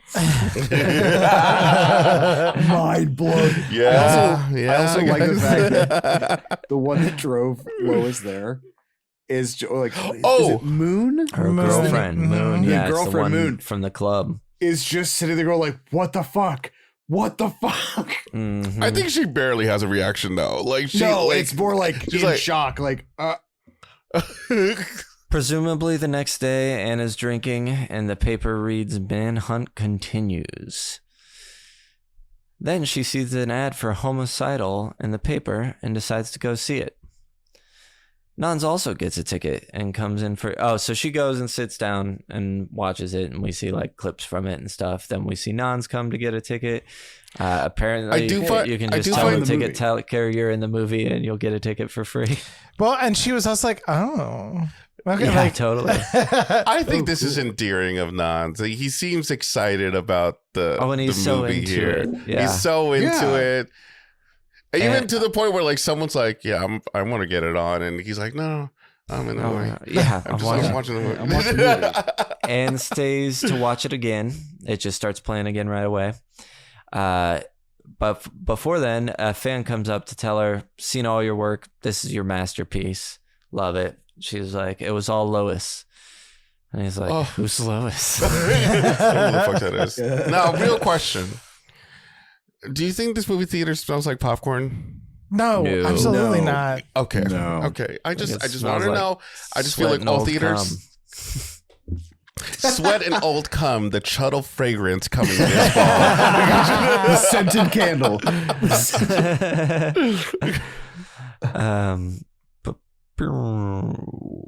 Nans so I love this panning shot. I think it's like a guy jacking off and another guy watching him lustfully, and then like another guy sitting behind him kind of watching both of them, and then it gets to Nans and he's just like leaning forward in his seat like it's just so stoked, just to see glossy. Himself in the movie. It's sweet. Yeah, and then there's a guy sitting next to him and he starts talking to him. He's mistaken for Fuad again, which comes up throughout. People keep saying how much he looks like Fuad. And then when Anne sees the killer reveal in Homicidal, that's her. When they take off the mask, it's actually Lois, and we see Lois's boobs again. More boobs than butt or shaft in this one. Yeah.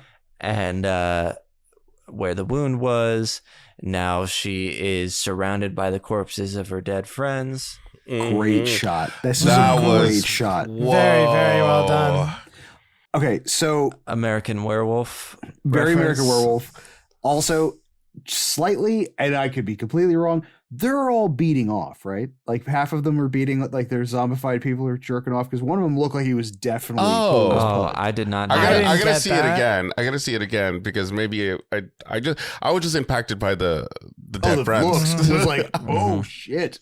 And this is the first time she's had a dream in what appears to be reality. Although the ones have been that black and white. It's not proper black and white, but there's no color. So then she wakes up. That was a dream. She's still in the theater. And she stays seated and watches Nans leave. And she kind of calls him, but he's out of there.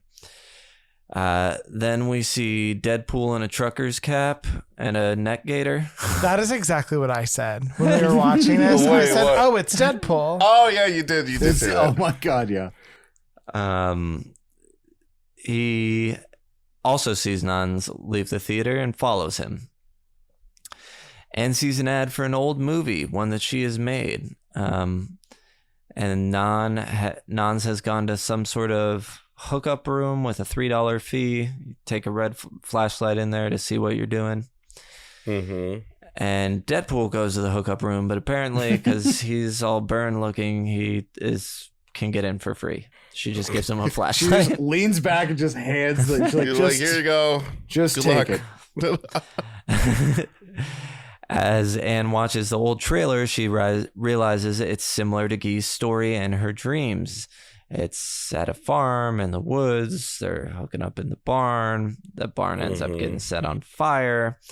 And then at the end, we see all the actors in the film, and all the actors are all the previous victims that have been killed so far. All our victims but Fuad. And this is when Anne realizes that Nans is in danger and runs off. I mean, not the fact that half of the rest of her studio everyone else been has been killed. Yeah. This is when she's like, oh shit. Oh yeah.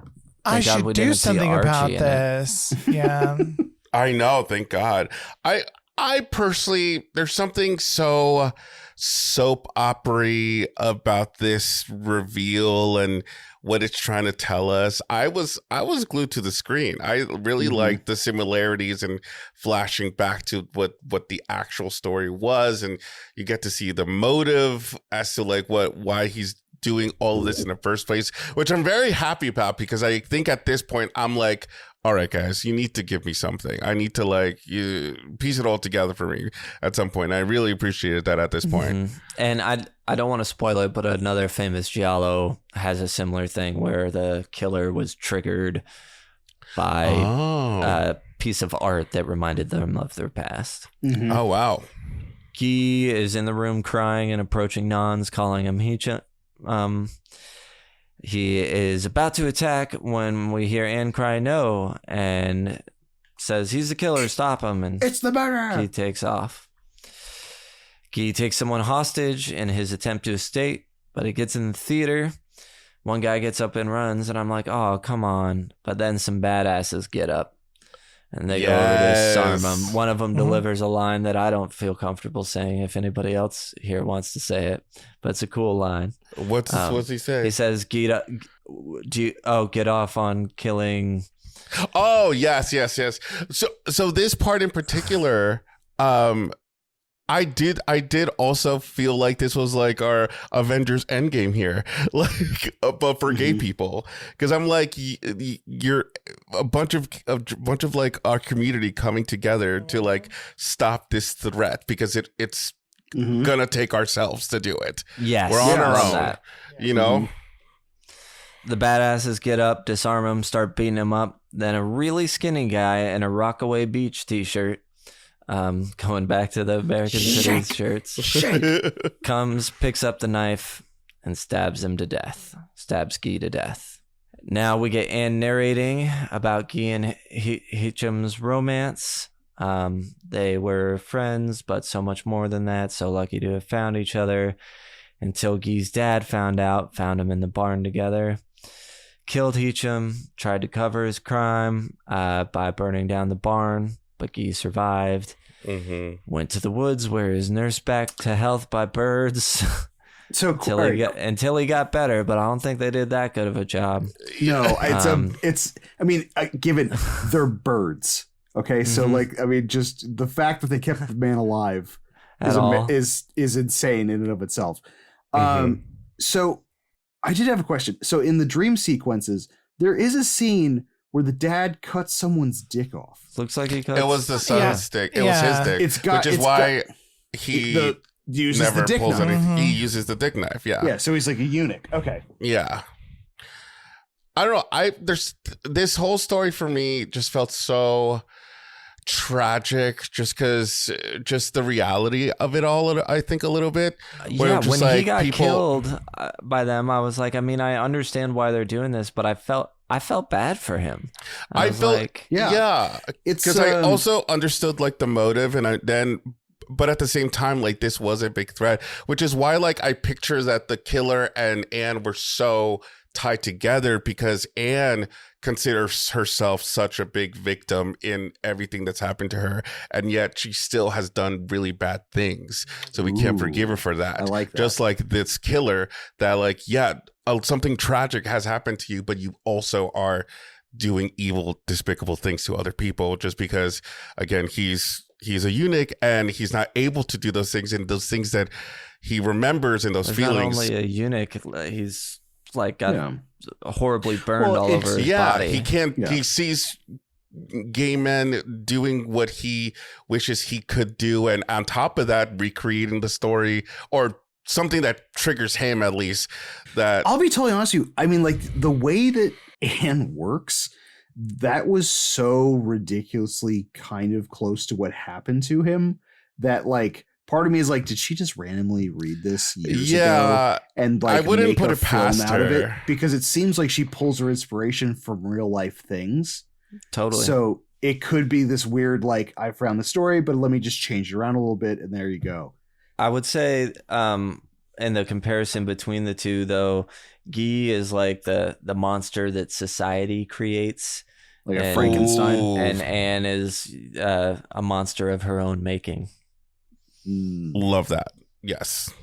Nursed back to health by birds, got better, all was fine until he went to see a movie. The lights were already off when he came in. And the credits start. But this is a great song. I love this part. Go ahead. Great song. No.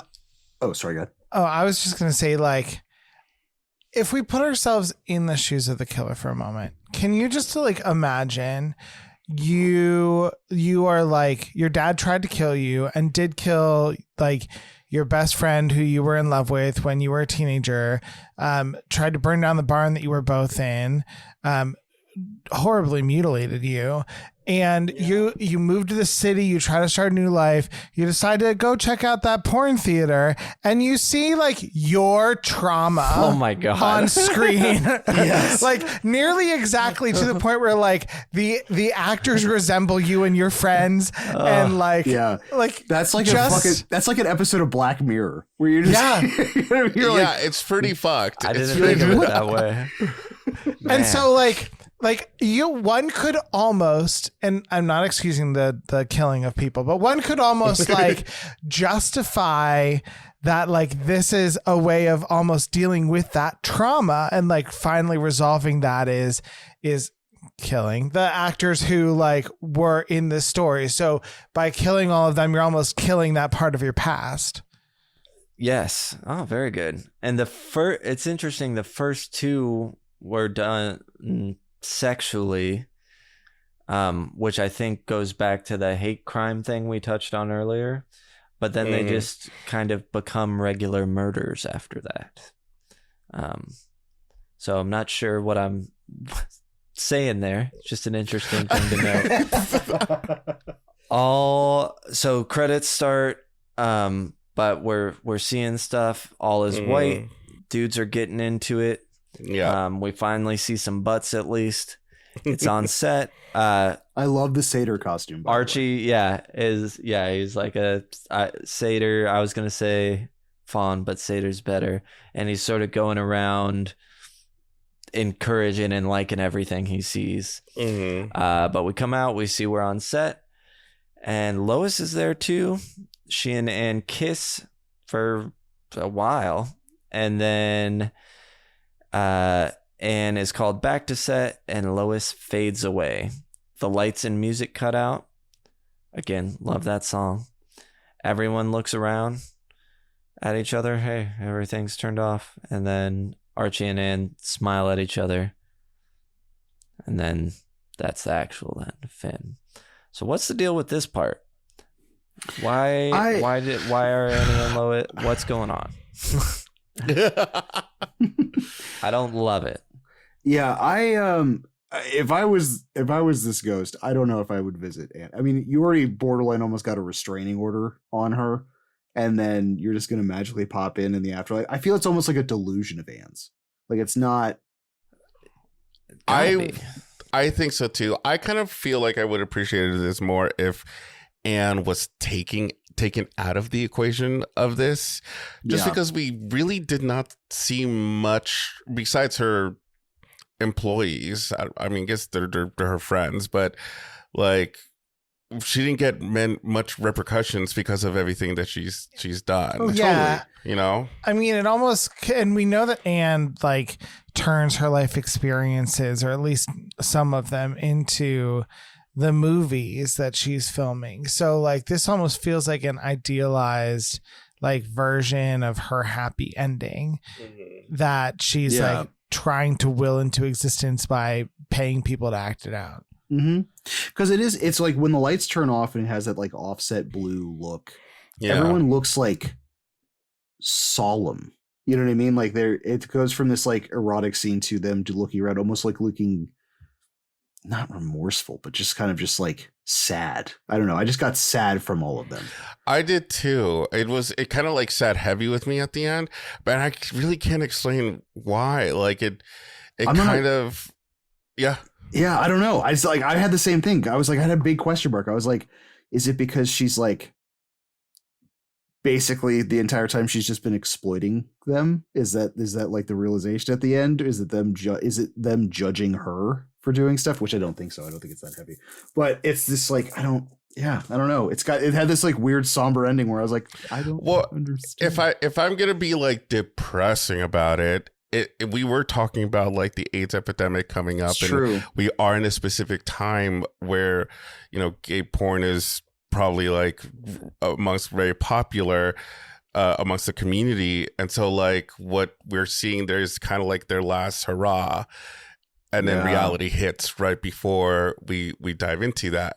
At least like that's like how I like that's the amount of heaviness that I felt once it finished. The party's over. The party's over. We are now kind of moving forward, and they kind of smile at each other because I'm sure they will eventually. We're gonna have like a decade of just tragedy right after that. Like the killings have only just begun. Yeah.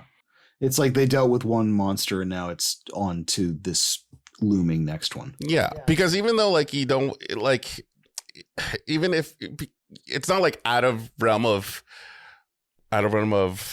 possibility, because we do deal with the killer experiencing a hate crime and where they are in this world politically, they experience this and caused the upcoming the events that we just went through. So I feel like it could be connected somehow like that. Yeah. Well, on that fun note, do we have any more final thoughts before we move on? I think that's a no. Let's go ahead and hear the bum. Time to move on to the questions for this episode. We ask and answer the same ones every time. Let's go. How would we survive this one? And how many would be sacrificed if needed? So, I mean, I guess not star in the original porno. Yeah, that's pretty much it. Are so any of like, us porn stars? I would never be in a porn. I'm not going to answer that. Any kind of porn.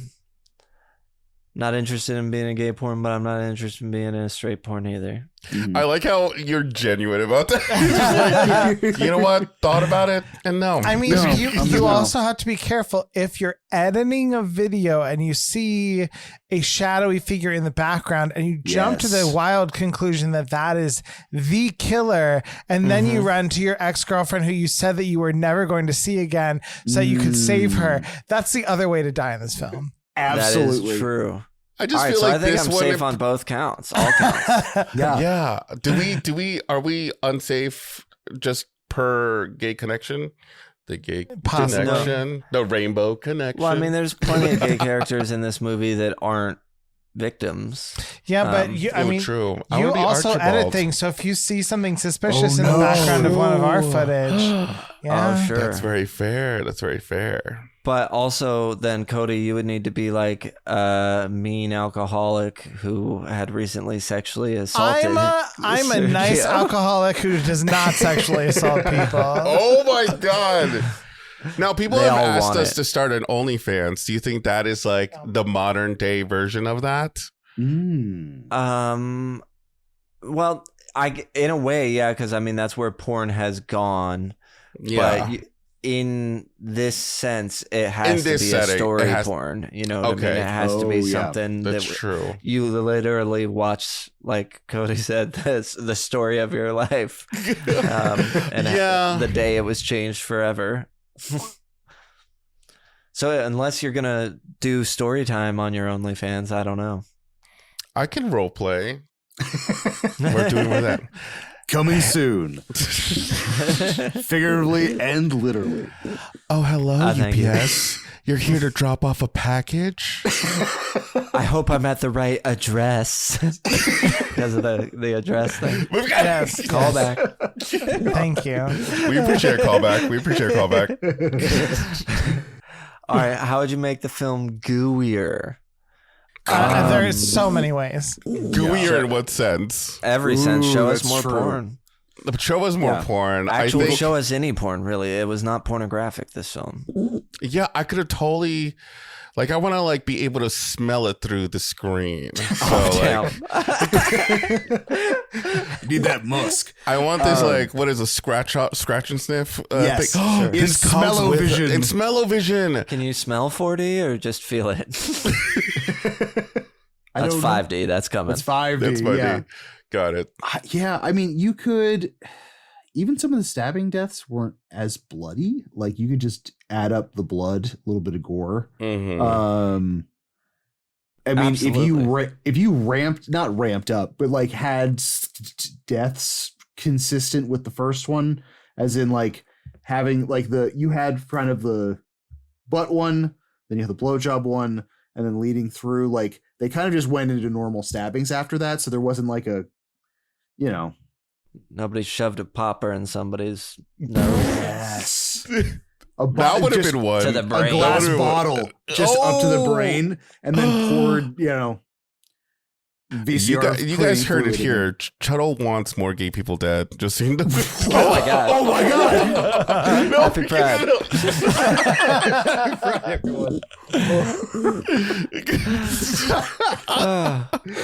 We're doing the Trevor Project. Oh my God. Okay. Villain level 1 through 10. Power level, iconography. Iconography, I mean, it's classic giallo, except you see more with the mask and the hair. Which, how sad is it that he's wearing a little Hitchum wig? As the killer. Yeah. Oh. Do you guys have seen the Collector, right? I have not.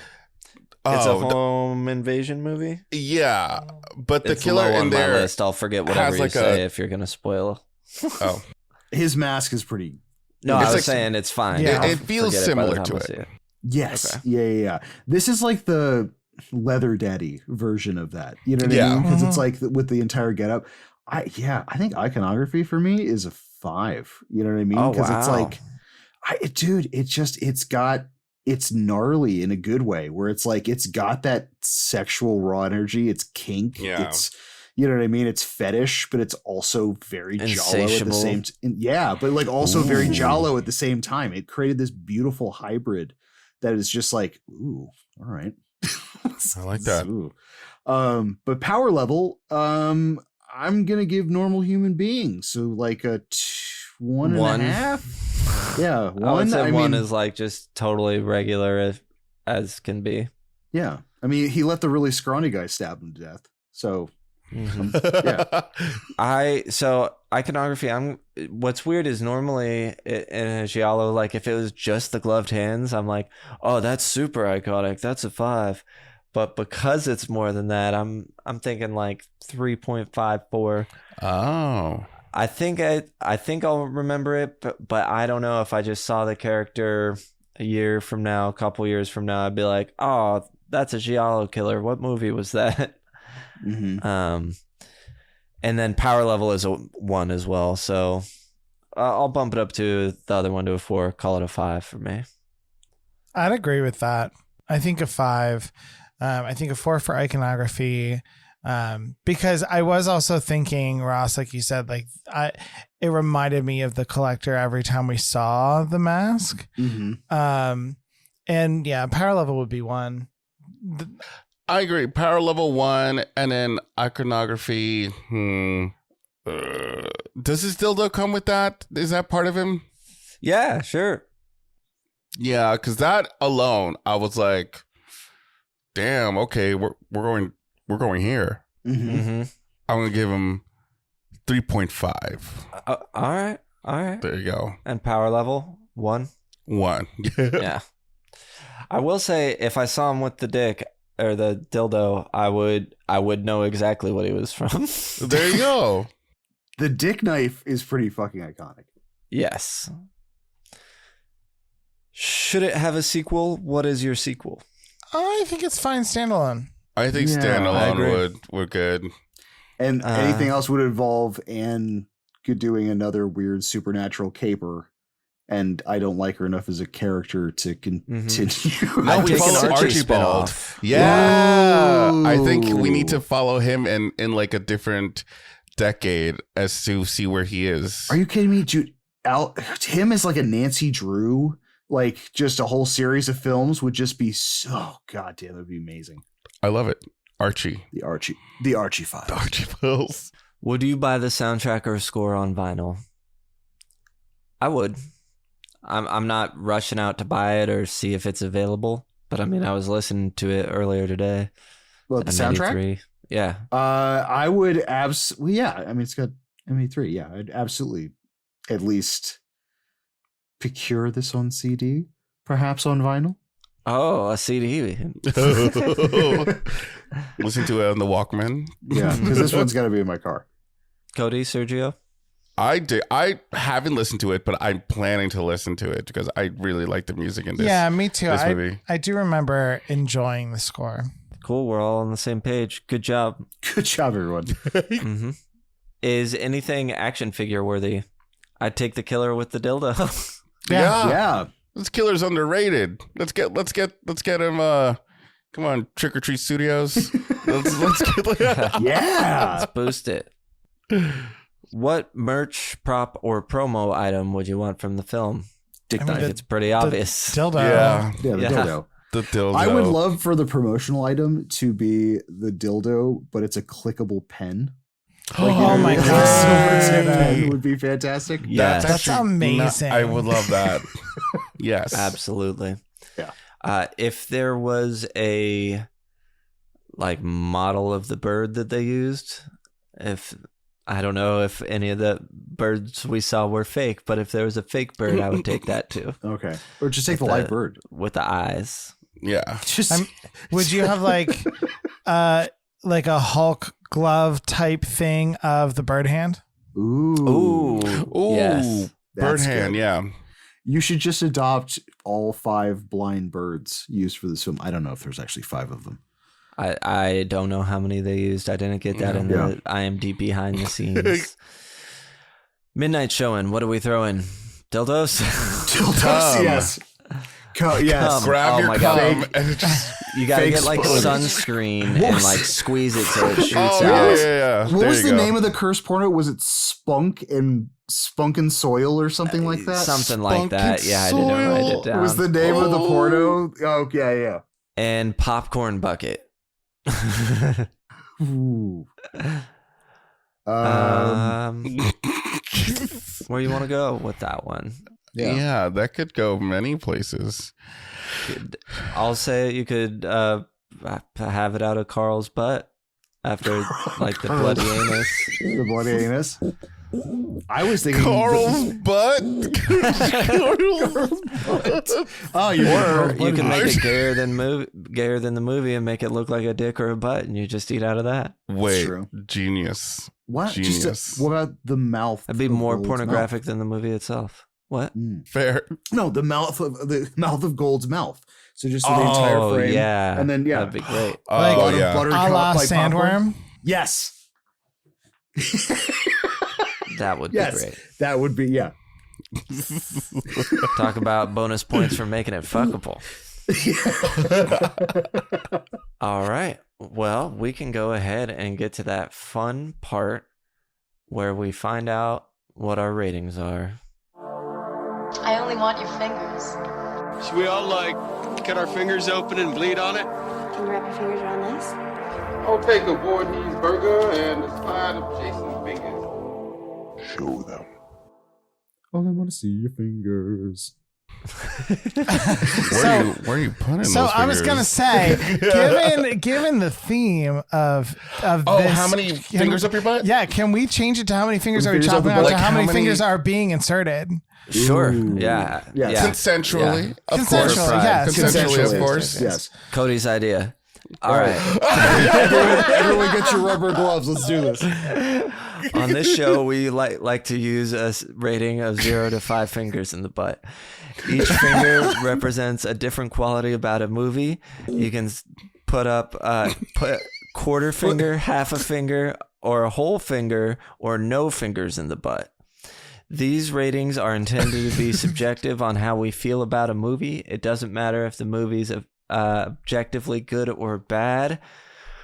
Ross, how many fingers are you putting in the butt for this one? Wait, is it? We're putting up our own butt? Whose butt are we putting them up? We could put our own butt.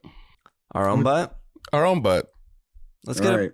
More. Are we stretching before this, or I was more going to say risky? prize butt. Popping before it. Yeah, absolutely. Yeah, there we go. Yeah. All right. So engaging. I would say, yeah. It's a lot. Sorry, the whole head is a lot to take in. Now if you got experience, are we going there? Engaging. Engaging is going to engaging is going to get a 1. It's shot beautifully. Everything between the Easter eggs and the cinematography just had me just going. Sticky's going to get a 0.75. There are definitely some things. It's really weird. Even watching it back to back, there were still key points that I forgot. More importantly, I thought there were more scenes talking about the mysticism stuff. Like I convinced myself that I was like, yeah, there's got to be a scene explaining that. No, there's not. Okay, no, there's not. Okay. So it loses a little steam there. T-shirtable is going to get a 1.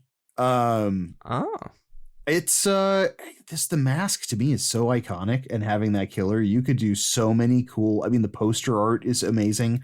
There's a lot of fun ways having a vintage 70s poster set up to look like, you know what I mean, like a classic, a classic, or even honestly one of the movies.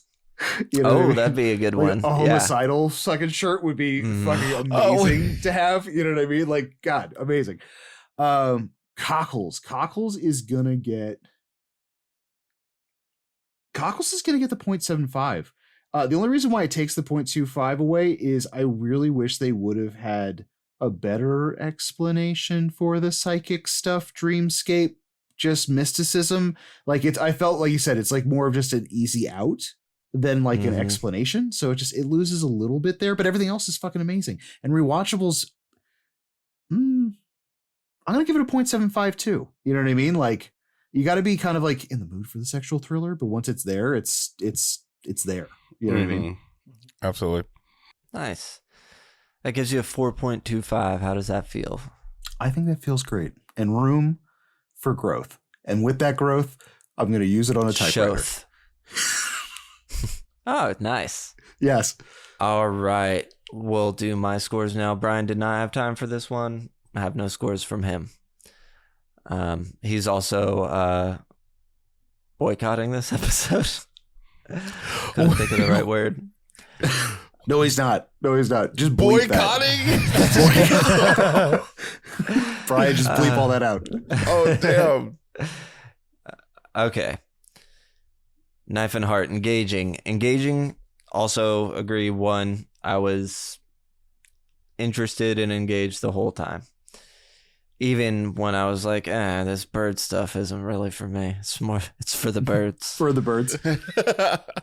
Sticky, I'm going to give 0.5. I feel pretty confident there's certain things I will remember about this, particularly the first 2 kills, maybe the killer's look. Beyond that, I'm just not really sure what'll stick with me. I have a feeling I could watch this years down the road and be like, oh yeah, that's right, this character sucks, right?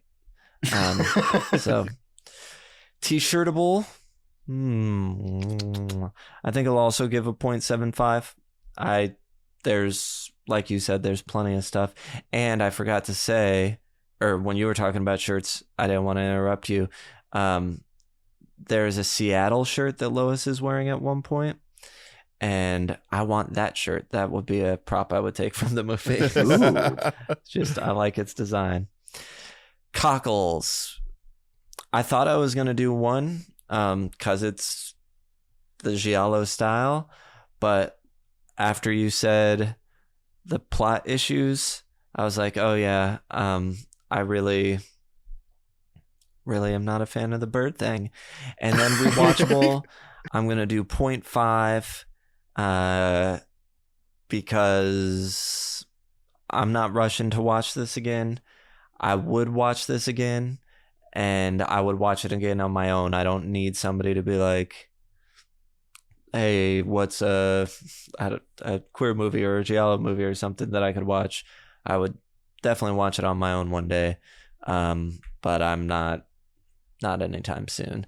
That gives me a 3.5. I thought I'd be in this range, 3.5, 3.75. So I'm happy where I'm at. Let's go over to our guest for the evening, thank you for joining us on a non-franchise episode, guys. Yeah. There's a different feel to it. Right? Yeah. So we will start. Oh, gosh. What do you want to start? I don't know who to choose. I usually go first. So I will go first again. So I will say engaging, definitely a 1. I really got sucked into this movie. No pun intended. I stopped taking notes about halfway through because I just got so engrossed in the story. So yeah. I also think, the cinematography, beautiful. I really appreciated a lot about this movie. So that's going to get a 1. A sticky, I think I'm going to give a point. I'll give it a 0.75.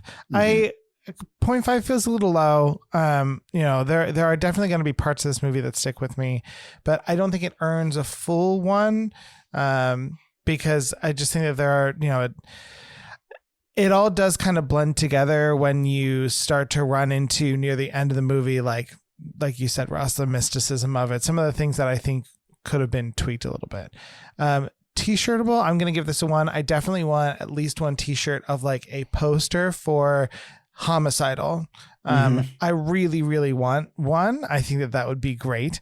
Cockles, I'm going to give it a 0.5 because I'm going to dock some points for just the way that it stumbles through putting the story behind Guy and what's actually happening together. I'm going to dock 0.25 as well because it's a movie about gay porn and there's not a single penis that is shown on camera. So I'm gonna leave it at a 0.5. Rewatchable, I think I'll also give it a 0.75 because I would rewatch it again for sure, but it's definitely not going to be one of the first movies that I would go to when we're let's watch a scary movie. So I think that puts me at a 4, which feels good for this movie. Yeah, 4 fingers in the butt feels okay. Yeah. Ross, 4.25 fingers in the butt feels right. Wait. Yeah. Good. And then my 3.5 barely just noticed. Glides in. Oh my God, Sergio, it's time to figure out how many fingers you're putting in your butt. Let's go. It might be too many. Engaging. This is going to be interesting because maybe I want to watch it again and it might change, but because it's the first time watching this one and how much we knew that it was referencing giallo and just that being kind of my first introduction to it, it was very engaging. I found it visually stimulating. I thought that just a mixture of that with the slasher element was very interesting.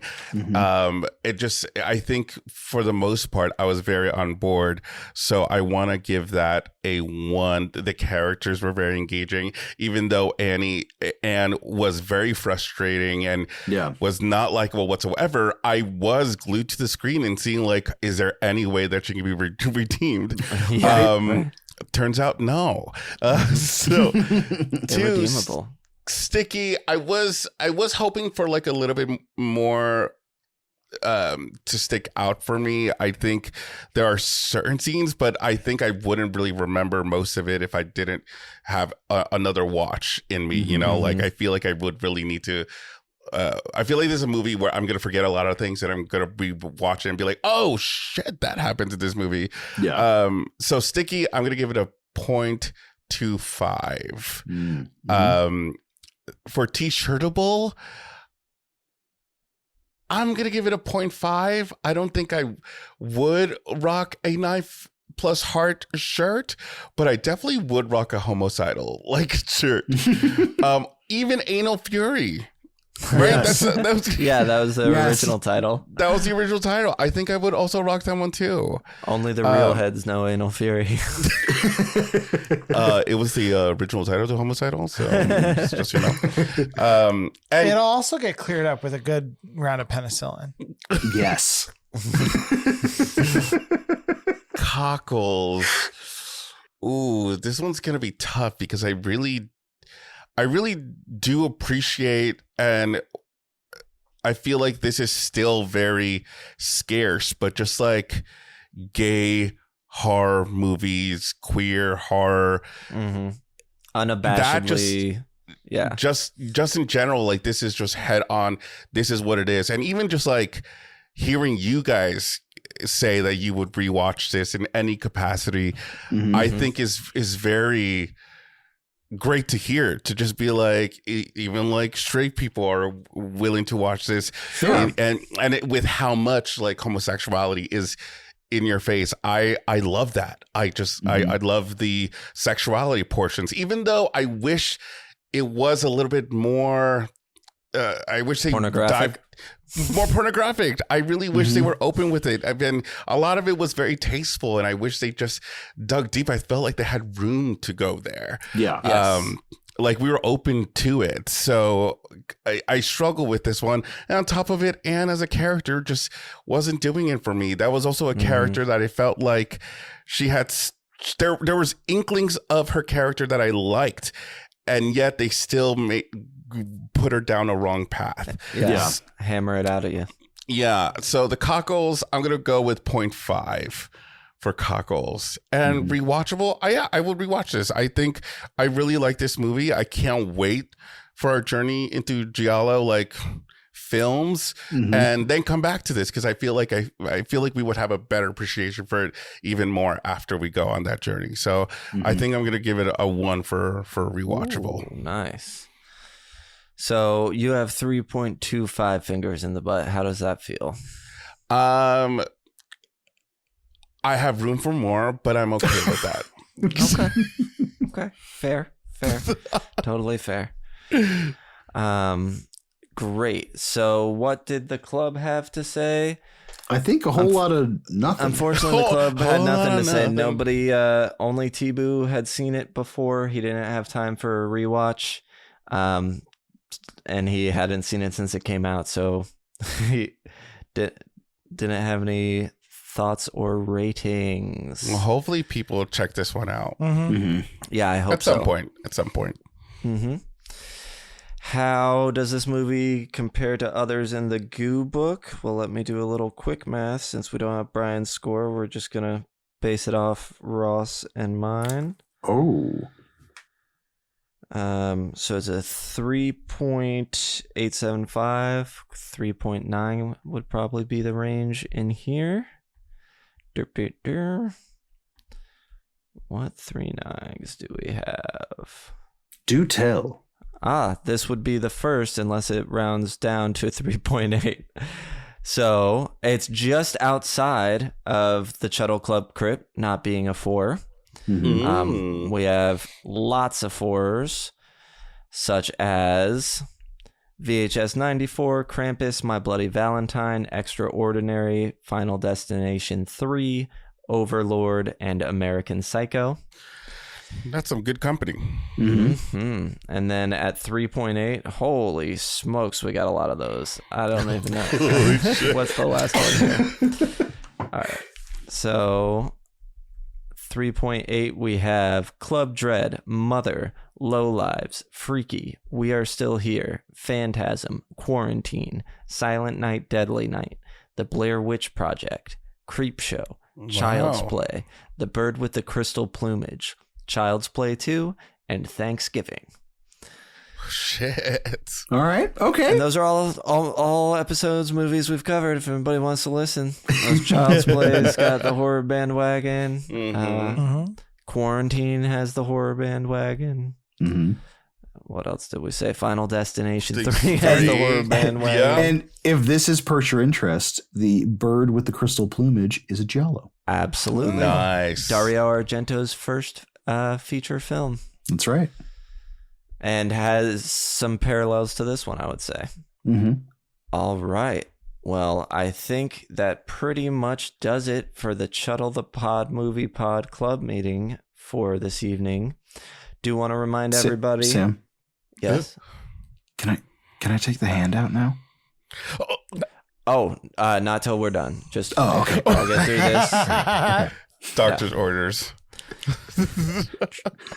I want to remind everybody to donate to the Trevor Project, as we are. $20. Try and match that if you can. If we do what you can. Try and do your part. And I did want to share a little more about the Trevor Project before we get out, just to remind you how important it is. This is another passage from their prospectus. Every year, more than 1.8 million LGBTQ young people in the United States seriously consider suicide. Suicide is the second leading cause of death among young people, with lesbian, gay, bisexual, and transgender youth more than 4 times more likely to attempt suicide than their peers. What's more, as many as half of all transgender people have made a suicide attempt. Many attempt before the age of 25. In an increasingly connected and conflicted world, our culture propagates new mental health stressors every day for LGBTQ young people, a demographic that already faces disproportionate hardships. But there is hope. Having at least one accepting adult in an LGBTQ young person's life can decrease their risk of attempting suicide by as much as 40%. Trevor aims to provide that one accepting adult whenever and wherever LGBTQs need them. Let's work together to ensure every young person feels valued, loved, and respected for who they are. So, please donate. Yes, please donate. Trevor Project is such an important charity of ours that we also support as well. And we will be donating as well. Great. Yeah, sorry you missed when I talked about him the first time. And on that serious and somber note, let's plug our shows before we get out of here. Chuddle the Pod on Instagram and Threads. Stay up to date with the podcast. Ross Purvis on Instagram to see his tattoos and get tattooed by him. I'm going to in 3 days. Chuddle the Sam, Chuddle the Brian with a Y, Chuddle the Ross on Letterboxd if you want to see what movies we're watching and what we think of them. And of course, we have our good friends here, the Horror Bandwagon, joined us for an extra episode. I asked them if they'd mind coming on for our Pride, and they said how much, and that's off episode stuff. But they're here, and couldn't be happier. You missed your intro earlier. So if you'd like to tell people, I didn't tell them anything. Oh, good. I skipped it when you froze. Perfect. But tell them where to find you, what you're known for, all that stuff. Oh, shoot. Well, we are the Horror Bandwagon. We are a married couple who watches horror movies in or horror adjacent movies, and we talk about them. And we have a YouTube channel where we react to them. So you see our first time reactions to some things over there. And you can check us out over there. I mean, overall, I think what we want to do right now is just thank you guys for inviting us on to this special podcast episode. It means the world to us, not only to be on this specific one, but also to kind of just like have friends and allies like yourselves. When we first met, we didn't know what to expect. And you guys have become some of our closest, not only pod friends, but like actual friends. And, you know, it's just so important to have that kind of support, especially right now. You know, like we hear from people on our end being like, you guys truly saved my day, saved my week. Just seeing that you guys are a gay couple, or just being gay and loving horror or loving movies or loving these TV shows, us hearing that makes us feel like we're doing something worthwhile. But then also having friends like you guys who are so like on our team, in the queer community is also very, very important. I just want to tell you guys that. Oh, thank you. Couldn't think of a joke to puncture all of that nice things you said about us. You're gonna take this. You're gonna take this emotional ride. But that also is amazing. To get that kind of response on your channel, you guys should be proud. Yes, we are very prideful. Is that a word? Good. Prideful? Prideful, yes. Okay, good. Absolutely. There you go. And I'm prideful of you. All right. Thanks for coming, the Horror Bandwagon, on all the stuff, and we did it. You guys are amazing. Actually, I think coming up next is our next episode. You guys are back for Wishmaster 2, I think. Oh shoot, we're recording next week. Yeah. Or is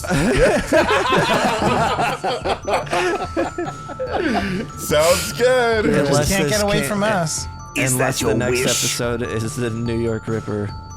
Whatever. I shouldn't have gotten into it. Love you guys. Thanks for being here. Until next time, avoid the time loop.